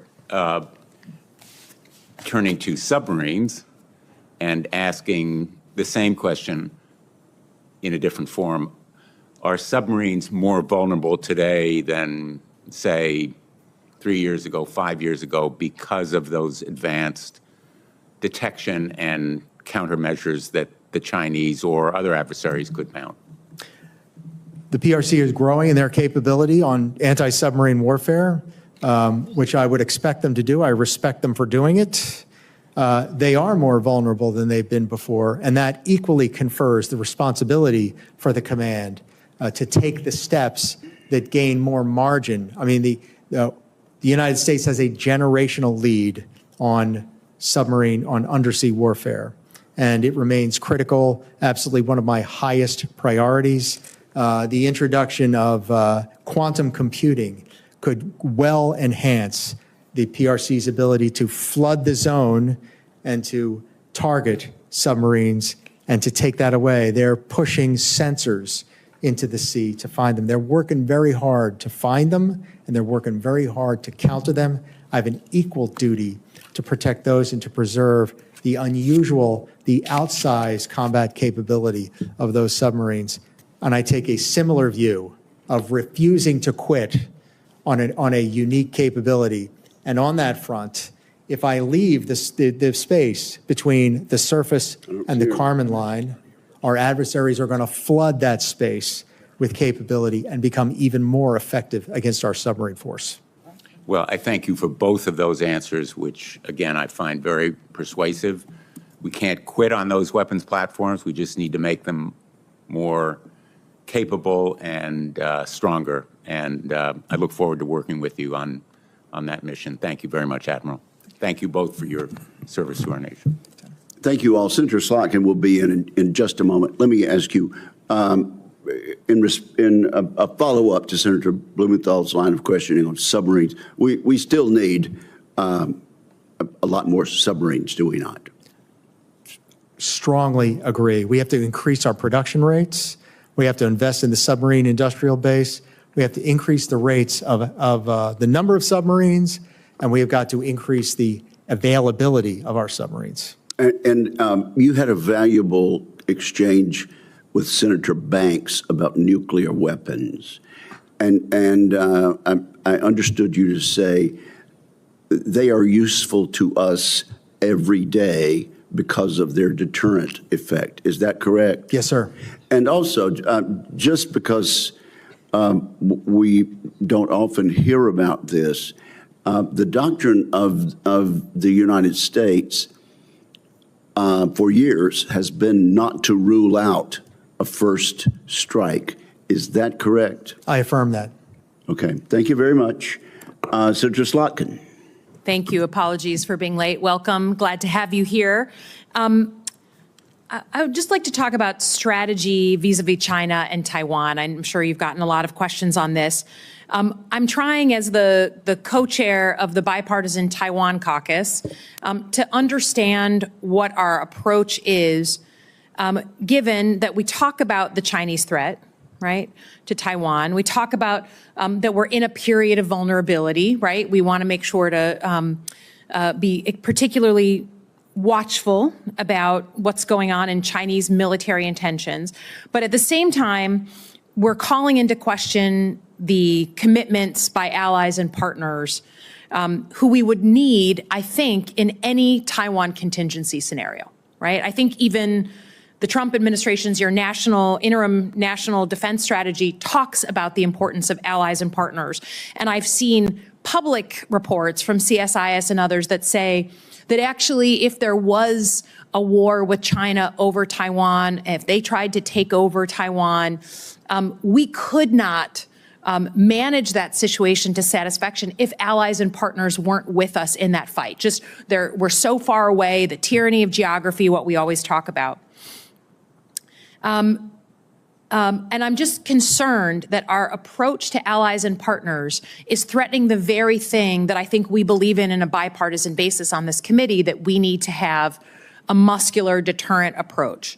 So can you tell me about the value of allies and partners to whatever you need to do in that region, understanding we're in an unclassified space, and the dependence we have on other nations hosting our forces, allowing operations from their land.